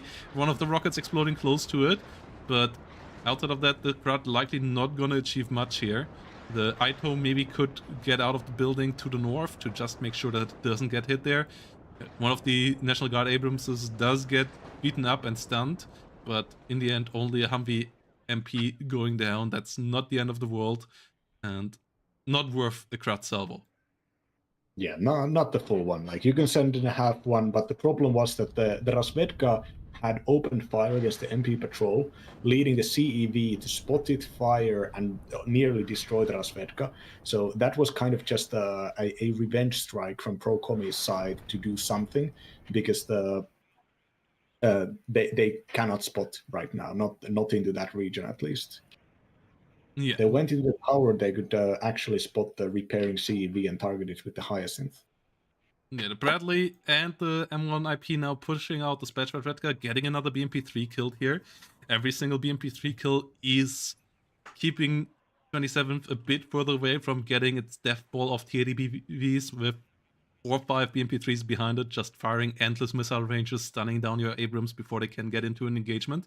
So pretty key there. Igla does get killed up north. As a BRDM 2 Conquers is potentially setting up for doing some ambushing jobs there. Rajvetkas haven't found the M150 though, so the M150 might be able to stop that and kill that. Conquerors team now does get shut down before it can reload here in the center as well. BRDM 2 Conquers does go down as well, so yeah, Bendover is getting crucial kills here lately, and is now trying to find the killing blow here. M1 IPs moving forward, trying to keep the enemy assisting units like Iglas and Conquerors away and in low numbers. Igla team does get out. Ural Snap did get killed, but the Conqueror's team is back at 6 missiles, so pushing into that area next time around will be a bit harder. But Stingers at least have arrived on the front line to push back the Mi-24 as well. Apache here moving around as well. We have a UATS with a 50 cal ambushing a bit on the rear, but that's not too crucial, and an enemy scout with a 50 cal is moving around as well. Kommy even turning off his weapon there to not get stuck in that fight, and I don't believe Bendover realized that, so the KPV will stay around for now. Yeah, this is currently a very, very like difficult situation for Kommy. Kommy has 3 recalling units, all of which are like 1 guy left, and the Spetsnaz Svedka is gone, bursted down by the M60. And this is like there are no reinforcements coming in to replace the lost Spetsnaz Svedka or the Rasvedka here. They have to keep holding the front line, because otherwise the artillery that is just getting invested even more so now. Another Hyacinth coming in. The artillery won't have targets. Oh, and what a great grad salvo we're having in here, exactly because of this tower position holding. He gets one of the Bradleys. Does not get the second one, but this one was worth it. National Guard fire team and a Bradley killed. 1 Bradley heavily damaged. TADBV here getting into another fight. Does get stunned down, but Bradley had issues aiming its Milan. No, it's Totu on target, so it couldn't get the shot out there in time and couldn't quite get the kill. OH here trying to get the Mi-24, but Mi-24 is able to rotate away again, so the OH should rotate back before the Tor can do its damage, and the Tor does get the kill here. Yeah, it's such a fight of minute movements and traits now that then can decide a snowball in the long run. M1s and Bradley's here setting up in numbers. Ito's moving around. We have the Strike Eagle ready to go. Can it find victims here without being retaliated upon? You don't want to send it into Tors. Tors nowadays have great accuracy and decent enough range to, and decent enough rate of fire to deal with your Strike Eagle. So you would want to maybe take out the Conquerors or get Tor and then follow that up on kills with on T80s. 1 T80 BV here, going real low. The Chaparral does go down on the other side. 1 BMP3 north, getting killed by an Ito with units still inside. So the northern push and the northern defensive line even for Kommy not really getting created here. Whilst the Tor positions getting figured out here by the Strike Eagles. F111 cluster coming in for a killing blow against the TADBV. Last time around it was Kommy clustering him in place on this map. This time around it might be him who dies in the cluster bomb rain. TADBV, oh, will it be able to make it out alive? No, it will go down. It could have. It did. He did get the kill on the F111. He did not get the kill on the Strike Eagle just yet. MiG-29's failing to do so, and he loses a second TADBV to the Strike Eagle, and that leaves him with only the BVK, which at least he got back repaired on the front line, but he has a good amount of M1s up against him. 3 M1 IPs here, and a National Guard Abrams moving around, trying to deal with the Eagla before it can get the Apache, but the Apache does fall first, so the Eagla did its job. Stingers here, not in range to deal with the Mi-24. Second Stinger team moving around, but the Kokon missile does find a hit against the M1 IP, so they can't quite push through. Motostrelki RPG-27s, though, do get grinded through, and the infantry here of Bendover doing a fantastic job. Bradley's now with a good line of sight here, not getting a kill against the TADBV, does get killed by TADBV's fire instead. So at least a couple of victories here for Kommy, but he is in bad shape when it comes to his frontline units, losing 2 TADBVs there to that airstrike. That was completely worth it for Bendover, losing an F111 cluster for 2 TADBVs on the other side. M1 IP has to be careful, did still get spotted, but Bendover is quick enough there. Bendover's reaction saves the M1 IP here. He can get that repaired again, and he has the numbers currently. Yeah, this is the last recon unit. The last recon infantry unit was just tagged by Bendover scouts and destroyed by Bradley. This is the spotting here is very good for both of these players. The 80 leader, for instance, was spotted. A bunch of the vehicles, the barrels are spotted, currently under artillery fire. And when Bendover's infantry scouts get into the tower here, that's gonna be like there is going to be a reckoning like here really soon, and that's either going to be an overextension or or bend over just getting into touching distance of Papa, and at that point the game is bend over has done this the difficult way. They fought the more infantry heavy division with the worst tanks, so they chose to go through the difficult path of fighting through the two towers area instead of getting into Foxtrot up north, which currently basically undefended. And actually, as I say this, Bendover does buy two Bradleys to start pushing that area as well. Yeah, if he takes out the Conquerors with his M109, there is basically nothing to stop him from taking Foxtrot over completely, outside of maybe a Mi-24 movement, but then that up north could be dealt with F4s or F-15s, or just the OH. Oh no, the OH is all that. But yeah, any fighter could just easily take out Mi-24 up there, because no Tor support is around either. And the CAVs and the M1 IPs and M1s now once more are coming around for setting up pressure here, and the micro on the Abramses has been fantastic. Keeping them alive, keeping them repaired, and taking out a good amount of BMP3s and TADBVKs here. This has been crucial. The Su-17s have some good damage output on themselves, so they could ruin everything Bendover has built up here at this point, but so could the Phantom ruin the day of the Su-17s. Gets the first one damaged, first one killed, second one flying in deep, none of them getting a kill. F-15 goes down, but both Su-17s shot out of the sky. That's worth an Eagle. Second Eagle can't be shot down by the MiG-23, which is out of ammunition and might get shot down here as well. So in the end, a fantastic air trade here for Bendover.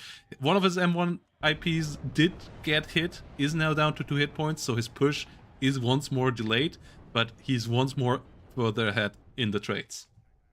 Yeah, the pretty weak air tab of 27th, which consists of 2 cards of air supremacy fighters, 1 card of average bombers, and 1 card of decent AT planes. We just saw the AT planes getting shot down, and it's probably going to be it for air attacks coming in from 27th. A lot of players, because the slots are expensive, a lot of players don't even take the slow bombers. Speaking of, the slow bombers are coming in here, and they are targeting the M1 Abrams. High altitude, getting taken out, but the Abrams is toast. Yeah, at least one of them being killed here, whilst the Shiasint tried to go after the Stinger, tried to get the kill there. All the National Guard units here forced to fall back, whilst we see an artillery going after the Conquerors in the north, trying to get kill right there. As we see M35s here pushing forward.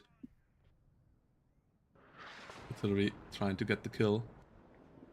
And yep, Bendover just needs to get the push on, and he is getting that push up north now. He's not getting the kill against the Conquerors, but he is doing the next best thing, setting up a good smoke screen to push through a BMP3. If the first BMP3 would have gotten into position up there already, now followed up by a second one, this would actually be a okay position to hold on for Kommy maybe, but he does not have that. He does have a Grat barrage going that way. MiG-27 not getting its bombing run through. Strike Eagle still on the other side, lurking for hits. Both Strike Eagles out here, and the Bradleys are moving over the top now, are moving in there. Mud CP on the way in as well, and if Bendover can dig in on that point, Kommy is going to be in dire needs of a counter-strike in the south, and he does not have the forces for that ready right now, so he is really in a pickle here. Needs to try to stop this push. Gets one of the Strike Eagles. Second one does get a kill on his MiG-29. He does fire his rocket barrage in there. Is getting decent damage. Me-24 though, this time around, gets hit by a Stinger, gets 1 Bradley kills, but fire teams move across. The CV is getting into the zone. Me-24 does get shut down by the Phantom, is not going to be able to do more damage there. There are a lot of fire teams here. The BMP3 at least in a good spot, can get as much firepower as possible onto the fire teams here, but there's just too many units there for Bendover right now. Apache rotating up north as well. The TADBVK did get hit by an Ito trying to move up north, is now heavily damaged and slowed down. The Itos covering that part of the map are in fantastic shape. And yeah, Conqueror's here trying to counter-strike as well. The MP3 gets hit by the fire teams. Apache moving around. Yeah, all the fire teams getting hit. Yeah, at this point, I'm afraid even the Ghost of Kuwait could not save Pro Kommy here. Not even 3 consecutive kills on F-15 Strike Eagles. Like the attack on Papa, attack on the back point on both sides on this map, generally always a bad idea. And it's all, but the threat of achieving that attack is so huge that you just can't really dodge it. And you can see how most of Pro Kommy's forces, in the tank forces, were centered around this inevitable attack on Papa. Like, Pro Kommy is not stupid. Of course, they understood that their flank was open, but the sheer potential of the Papa attack is enough to lock an enemy down. And that's why that is the reason to do early game attacks on the urban area. But the urban area is really bad in many ways because you can capture a lot of ground, you can fight over a lot of ground, but not gain anything tactically because you're just locked into an area where you cannot escape and you don't get any points out of it. But if you are attacking a 27th or somebody with a relatively weak infantry opener, you can capture the enemy tower and force them to basically do home defense. And that's what the home defense here looks like. And now reinforcements are moving, and even zero-vet BMPs are being sent out by Pro Kommy to do something out there. But with the lack of combined arms, there is no anti-air here currently. So the Apache can just get some free kills.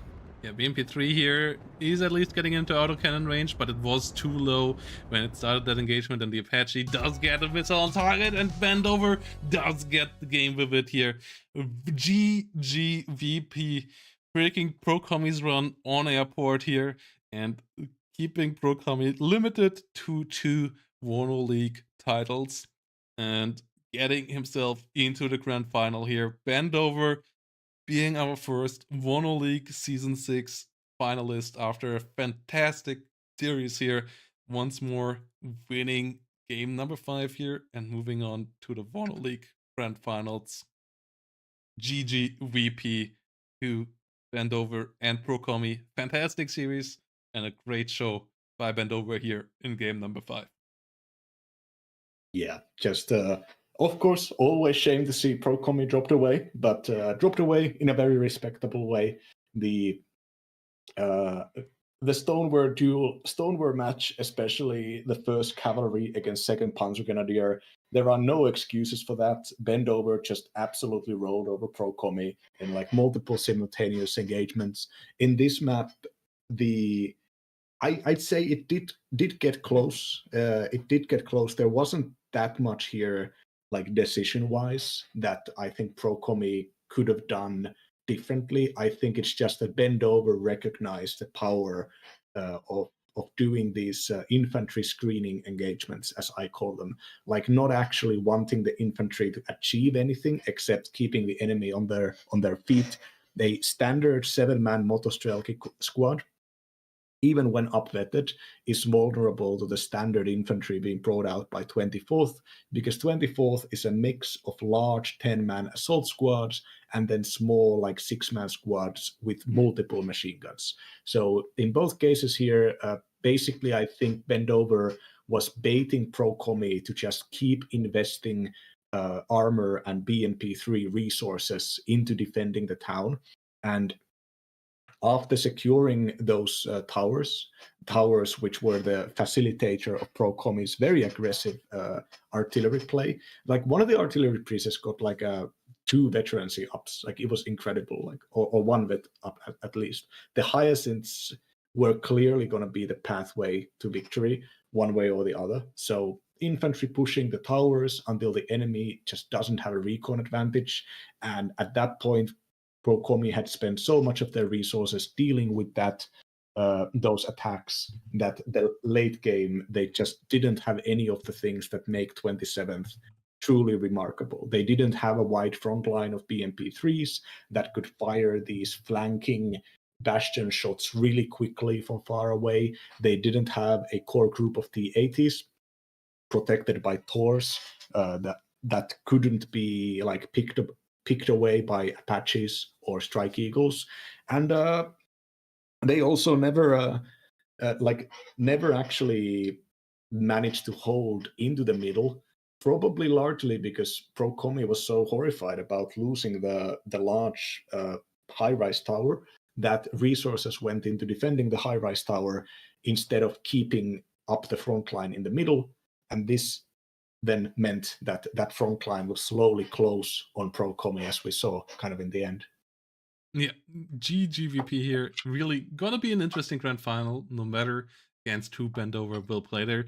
He now did beat the ladder champion in VLA Star, and he now did beat the tournament giant in Pro Kommy, so he is ready for everything and anyone, and he will have to be, because Fortitude fans and Stardeck both known for their unconventional way of still playing standard, and they can play all standard divisions, and they are by now great all-rounders when it comes to being able to play any kind of division, but they still usually bring a twist with them that is a bit different to how usually other top-level players play those divisions. So I'm gonna be excited for the Stardeck versus Fortitude fans game that we hopefully will get on within the next week. And the grand finals should be really, really epic, no matter who makes it through to face Bend over there. So yeah, amazing best of 5 ahead for us there, no matter who will make it in there. And a really, really great show here by Bendover today. With that said, guys, we will end the stream here for today. Thank you all for watching. It was a really fun one. And yeah, really, really good show here by both players once more. Pro Kommy will have to wait at least one more season until he get the Triforce of championship titles here getting assembled. So far, he is still the one with the most titles, with 2, and he can't be dethroned this season because we will have a new champion as well. But he won't be able to get further in the lead. So, yes. Yeah. Do you have any final words for our audience? No, except I was going to ask you if you have any predictions on the when our next games are going to happen. Of course, Stardeck's situation is Stardeck's situation, and he's in the finding out stage of his nation's multi-generational fucking around, and so it might be that this is going to be just a Fortitude Fence versus Bendover final by default. Let's hope it doesn't come to that. I would personally love to see Stardeck versus Bendover. I enjoy Stardeck games more than I enjoy Fortitude Fence games. Fence is just too competent and too serious of a player, where Stardeck is not necessarily. Yeah, and we will send you over to Mental Jimmy playing some WARNO here. So let's give that streamer some love. And yeah, let's hope we will get that semifinal round. We will likely be back. We don't have a date for that, but I will for sure stream tomorrow with my next game from the FOB tourney. We will be likely back on Tuesday or Wednesday with more Division 3 semifinals for WARNO League as well. So yeah, thanks to all of you for watching, and see you all in the next one. Can I recommend Neighbors on HBO? I've been watching a lot of non-fiction recently. Macmillions was really fun, but Neighbors is just like a uniquely great TV show about contemporary America. It's very fun. It's just about neighborhood disputes all around in the United States. I recommend all of you watch it. Like the first episode, the amount of characters that show has, and it's all like non-fiction, it's amazing. Neighbors on HBO.